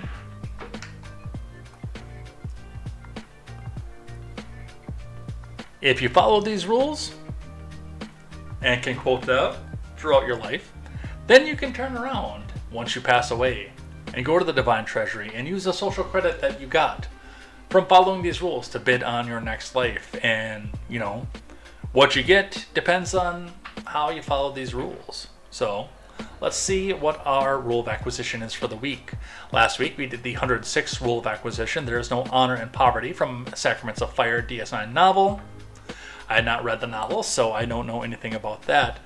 For the 108th rule of acquisition, beta canon because it comes from the Ferengi Rules of Acquisition reference book. Hope doesn't keep the lights on. Truer words never been spoken. Now, there are a lot of things that you can do with hope. Just like a couple of rules ago, faith moves mountains of inventory. It does. If people have faith in you, they do. But it goes along with another old adage that my dad used to say when I was younger, and I think a lot of our dads did. You can wish in one hand and you can crap in the other and see which one builds up faster. Hope does a lot of great things, but there's no tangible to it. You can hope for the best, but if you're not going out there hustling and making action and doing something to make it happen, then that's all you're going to do is sit here and hope. So, you can have all the hope in the world, but you need to be willing to put the work in to make your hope happen. There's your rule of acquisition for the week. Let's do some things that I hate and some things that I like. Now, this I would normally say was actually funny, except for the fact that McFarlane didn't use a Ben Shapiro voice. For those of you on the audio platform, Ben Shapiro reacts to being referenced on Family Guy. And he did this by doing an AI version of himself, commenting at the end of the scene. And again, it just bothers me that McFarlane didn't even try to use a Ben Shapiro voice in this, because everybody's got a good Ben Shapiro impression. We will demonstrate the good Ben Shapiro impression after this. And what that sounds like from somebody else who's fairly famous in commentary circles. But let's look at the clip first. Ben Shapiro with the X that says, "Okay, gang, happy to hear I was on Family Guy last night, but bummed the entire scene didn't make the cut, so watch the end of the clip," which he very obviously put his own voice in. "By the way, my new book, Lions and Scavengers, is coming out on 9/2, so you'll be number 3, dumb dog." Let's listen. Hey, look, did you see this? Your book, Faster Than the Speed of Love, is back on the shelves. Really? Nice! With a new foreword by Ann Coulter. Less nice. And a very foreword by Lauren Boebert. When I'm not rubbing my hand over a tinted khaki, I'm curled up with a copy of Brian Griffin's excellent book. And does anyone know how Beetlejuice the musical ends? Oh, my book is being co-opted by the right. It's gross. And it's selling. It's number 2 on the neo-Nazi bestseller list, behind Ben Shapiro's Tyranny, How the Radical Left Made Me Bad at Sex. Oh, God. It's that kid and his dog again. Never as good as The Simpsons, not nearly as smart as South Park. I wonder how Seth still writes this from inside the closet. Yeah, that wasn't actually the end of the clip. That was Ben going back and putting his own stuff in. So that seems a little bit like sour grapes, honestly. If you're in the public eye, Ben, you have to be able to take yourself less seriously. And again, a reminder that there are some really good Shapiro impressions out there. I mean, I can come out here and I can make a Shapiro impression and actually put it into there somewhere. So Seth could absolutely come back out here and probably do it right from his own voice and make his Ben Shapiro impression. But the one that introduced me to a lot of it all, and half the creators on this video that are being poorly impressed, I've never even seen. I've heard of them all at this point, but this is every Rubin Report ever from Freedom Tunes. This is over a 7-year-old video at this point, and it's still relevant today. Freedom Tunes.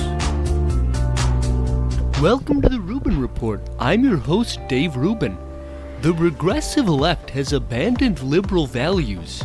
The left is no longer liberal. They're regressive.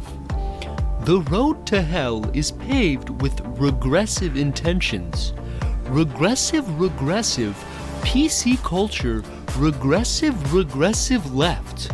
Today's non-regressive guest from the non-regressive left, here to talk about the regressive PC leftist culture, is noted non-regressive Sam the Non-Regressive Man Harris. How does it feel to be non-regressive today, Sam? At the present moment, the most crucial point for us to focus on is... I agree with that. You didn't let me finish. Regressive. I agree with that. Honestly, Dave, if you believe that you can just agree with your guests on everything they say, you're totally... I agree. That is a It's Shapiro like impression. if you're not embodying the mythos of the archetypal hero by metaphorically dying, you're never gonna kill the snake man, let alone rescue your father from the underworld. Who has a billion of anything? Nobody. It's absurd. I agree with that. I hope you're doing well, Dave. I agree with that. Okay, so you're agreeing with me, Dave, but you haven't actually given me an explanation for why you agree. The regressive left. Okay, I'm sorry to interrupt, but Dave, how attractive was your single mother? Did she leave you a daycare? I agree. Anita Sarkeesian spent $17 billion on a 30-second video where she says the word feminism 4 times. I thought that was After Soygon at promising her first. donor she could get the video done in... I agree with that. Honestly, gang, I knew this was happening. He was agreeing with all of us. This is clearly not an honest person that we're dealing with. I view him truly as a bad actor. Well, that depends on what your definition of truth is, Sam. Oh, not this again. So, I'm not the only one he agrees with? Okay, folks, clearly, as I've mentioned, he's been agreeing with all of us on everything when he should only be agreeing with me on everything, okay? If you think we're ever going to be doing your show again after this, you are sorely mistaken, Buster Brown. My gosh! What you have done here today cuts to the depth of my soul and strips me of my faith in human virtue.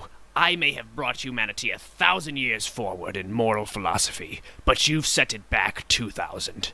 I can't think of anyone more likely to have been spanked as a child. Good luck finding new people to interview, you Oedipal tyrant. Our next guest is the only person I was able to get to do the show, but is secretly the person I've wanted to interview most of all. Welcome award-winning journalist, Rave Dubin. Rave, do you agree with that? I agree with that. I also love, for those of you watching this back on the video platform, I didn't notice that until I was looking through comments, trying to make sure I knew who all the people were off of this. But Peterson, let's go forward here a little bit. Peterson has the archetypal Canadian eyes from South Park. That's hilarious. I love that. I think that's great. Somebody else had a list in the comments of who all the people were, because I don't know that everybody in my audience was familiar with them. Like I said, I know I wasn't at first, and I didn't get him. The one in the middle, I don't. Molyneux, that's who it was. It's how attractive was your single mother? I've never listened to Molyneux, so I have no idea. Funny though. Alright, let's do some other things that I hate now that we had a detour into something that I liked. And a commentary on the Shapiro impression. Other things that I hate today. Speaking of Shapiro, he's off his rocker again. Mara, come get your cousin. He's doing stupid stuff again. Mara Wilson, of course, being Ben Shapiro's cousin. Apparently, Ben thinks that no one in the U.S. should be retiring at 65. Frankly, I think retirement itself is a stupid idea unless you have some sort of health problem. Which, a lot of people who are retiring at 65 have a health problem because, you know, they worked a day in their lives. I don't know if I would have been continuing down the path of turning a wrench. I'd be getting ready to be about done at 65. I know a few people who are older than that, but they're slowing down as far as their strength to turn a wrench.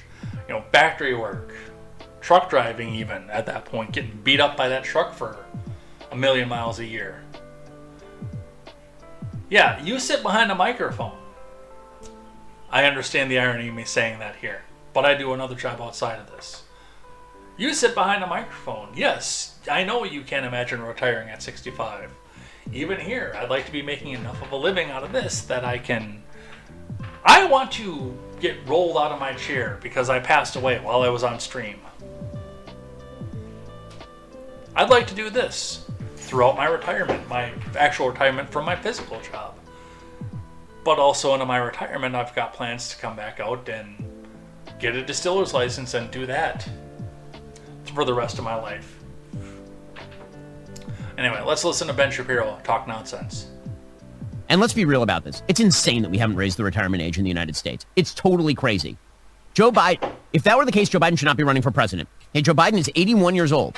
The retirement age in the United States, at which you start to receive Social Security and you are eligible for Medicare, is 65. Joe Biden has technically been eligible for Social Security and Medicare for 16 years, and he wants to continue in office until he is 86, which is 19 years past when he would be eligible for retirement. No one in the United States should be retiring at 65 years old. Frankly, I think retirement itself is a stupid idea unless you have some sort of health problem. Everybody that I know who is elderly, who has retired, is dead within 5 years. And if you talk to people who are elderly and they lose their purpose in life by losing their job and they stop working, things go to hell in a handbasket real quick. But put all of that aside, just on a fiscal level and on a logical level. When Franklin Delano Roosevelt established 65 as the retirement age, the average life expectancy in the United States was 63 years old. Today, the average life expectancy in the United States is close to 80. It's totally insane that you believe that you should be able to work from the time that you are essentially 20 to the time that you are 65, which is a 45-year period, pay in, And then you will receive Social Security benefits sufficient to support you and your family, you and your wife or whatever, for like another 20 years. That's crazy talk. That is not fiscally sustainable. The notion that if you have to raise the retirement age to 67 or 68, that everyone is going to fall apart. My parents are that age. My parents are not retired. And they shouldn't retire. It would be very bad for them to retire. By the way, it's disrespectful to people who are 67, 68, 69 years old to suggest that they are in the same shape as people who are 65 were in 1940. It's not true at all. Have you met a 65-year-old lately? 65-year-olds are not old in the United States. They're not. 68-year-olds are not old in the United States. Again, Joe Biden thinks he's not old, and that dude is running for president again, and that dude actually is old, and he's 81. I fail to see how a country in which our entire leadership class is 80-plus is telling you that we should have a retirement age of 65. It makes no sense. Now, admission time, fully out. I will say that yes, between advances in medicine and advances in health and health food, 65 now doesn't even look like 65 did 20 years ago. I remember my grandparents at 65. And they looked a lot rougher than my parents do. My parents are 67 and 65 this year. Up, still active. You know, my grandparents, my paternal grandparents were retired, and you know, my grandpa was up doing his garden all the time. And part of, I think, what kept him going, and then they both worked afterwards. But, I mean, my grandpa looked old when he was 65. He looked like he was 1 foot in the grave. He outlived my grandma somehow, but he looked like you could tell that was an old man at the time, at 65 years old. My dad, with a little bit whiter hair, looks essentially the same that he did at 55. So, a couple things that go with that. Yeah, Logic Access says the guy who gets paid to speak for a couple hours a day. Exactly. Alright, some other things that I hate.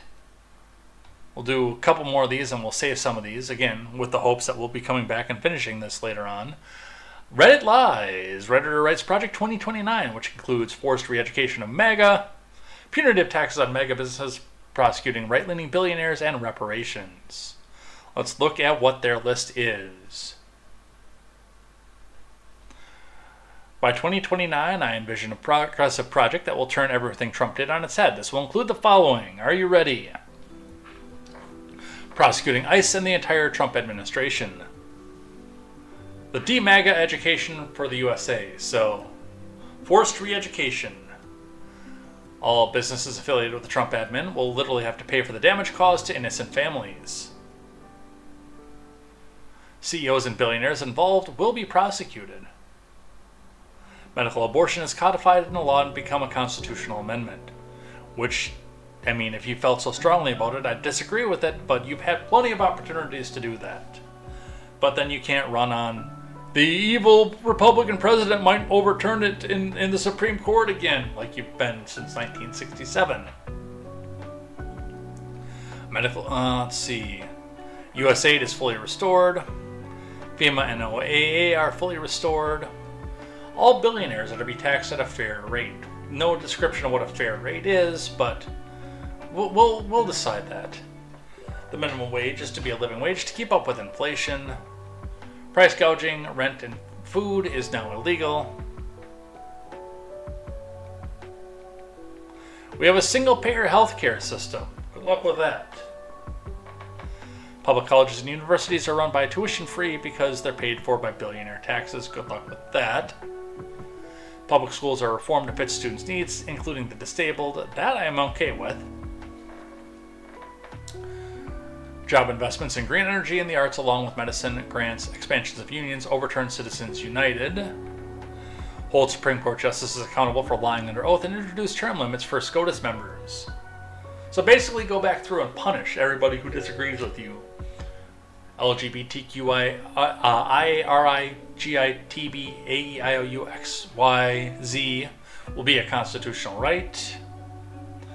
Civil rights are a constitutional right, they already are. An easier immigration system and path to citizenship. Again, I am okay with that. Indigenous people and descendants of enslaved black people will get reparations and land back as an apology. I don't know where you're going to get that land unless you sell off the public land and the public parks, but I was told that was evil beyond evil. Reparations to every other nation for our war crimes. No more investments in war unless we absolutely have to. I agree with that one. A fair Social Security and disability system that allows people to live without fear of poverty because, well, it's not our money anymore. It's a government handout at that point. A return to streetcars, but eco-friendly and proper public transportation for everyone possible. Okay, well, do that then. But a lot of us are not going to want to use it. Our criminal justice system will be used for rehab depending on the crime. So, kid screwers will get to come back out and kid screw again. And more investments in mental health care. Again. Then do it. But that's the agenda that they want to do.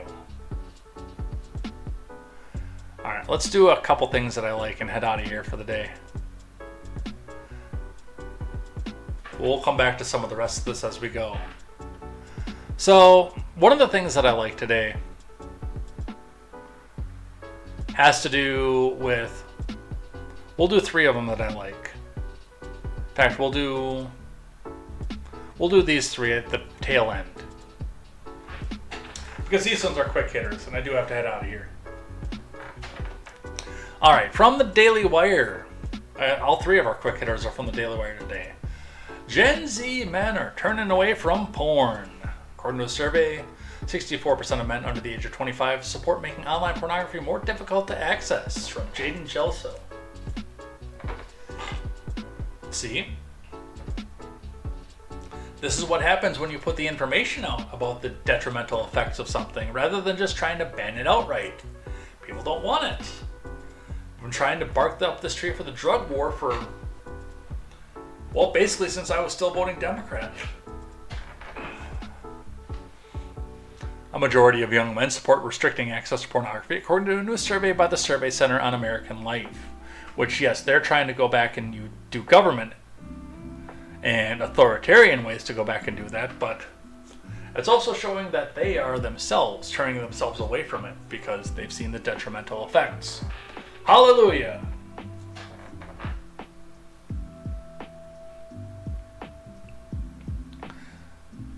Holy shit, I missed a bunch of comments. Palm says how the radical left may be bad at sex. Haha. Your Shapiro impression sings. My Shapiro impression is the greatest impression that there is. And we can listen to the real thing and listen to me repeat it on the way back to a town or earlier today. And I will prove that I have the best Shapiro impression, okay? Luke Weiss says Freedom Tunes is hilarious. It is. Palm says he's off his rocker again. Implies that he's ever been on his rocker. He gets onto it a little bit every once in a while. Like I said, I do like using Shapiro when there's something going on that has to do with legal because of his Harvard training. And he's, as a lawyer and as an interpreter of law, he's actually really good at that. It's this culture war stuff that's cringe as crap. Alright, anyway, back to this. The survey, which includes a number of different topics concerning the opinions of everyday Americans and their satisfaction with the current state of the country, details the declining support of pornography among Gen Z men. And again, I remind you, if you stop consuming it, it will become less and less profitable to do. I don't think it's ever going to go away, but the less profitable it is to do, the less people are going to go back out and do it. According to the survey, 64% of men under 25 support making online porn more difficult to access. In 2013, young men were divided. About half favored making it more difficult to access pornography, while just about as many opposed the policy, the survey said. Today, 6 in 10 young men say they believe we should make accessing porn online more difficult.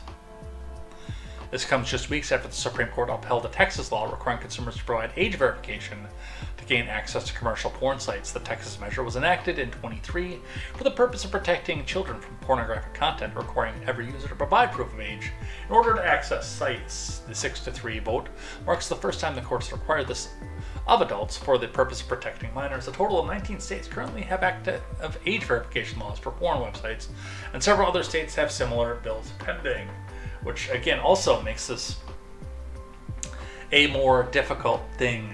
Now, a lot of people are going to look at this not from the I don't want to watch the porn thing, more to the I don't want to give my identification over to a site that can go back and take my data and sell it. Or they can go back and show it to a store clerk at 7-Eleven and walk away with a hustler.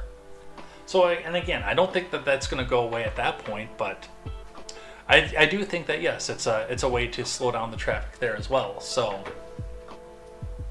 I have consumed pornography in my life. I've learned more about it as I've grown older, found out that it is terrible and detrimental to the mental health of people. So I try not to do it at this point in my life.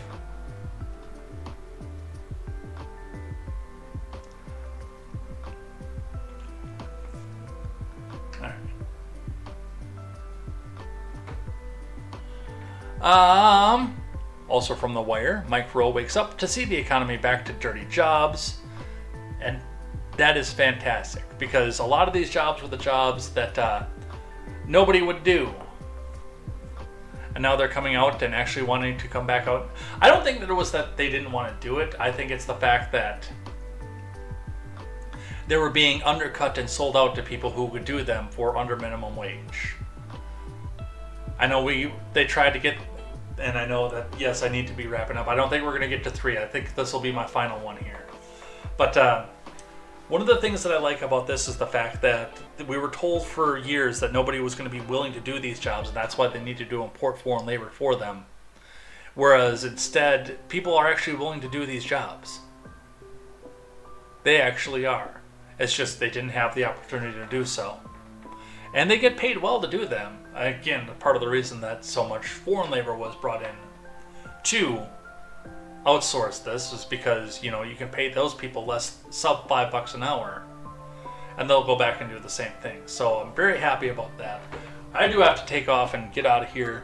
Don't know because I don't know what's going to happen today. The hope is to come back out and finish out what we have here, because I still have a lot of stuff on the stack for the day. But today could go in like 17 different directions right now, and we don't know what's going to happen with that. Updates will be on the Discord. Updates will be on the X. Let's throw the outro music up out of here. And then I got to go. Where's my outro music? There it is. All right. So with that, we're out of here. Thank you so much, everybody. Take care. Thanks for those of you who joined me on the earlier platform. This will be back up. I don't know when I'm going to get this uploaded back up. I mean, the video is going to be privated as soon as I'm off of here, but this will be back up on YouTube as a replay. And if I've got a little bit of time here, I'm going to sit and try to set up to restream to do some reruns as well. So look for that. It will be marked reruns, so you don't think that you're going to be chatting with me and having me react with you in the chat. So, but there's that. Will be coming up in the near future. Updates to come. Of course, Palm and I will keep you updated on everything that you need to know, while keeping our own personal details private on everything that you don't need to know. So, thanks so much, everybody. Take care. We're going to have a fantastic day, and you will too.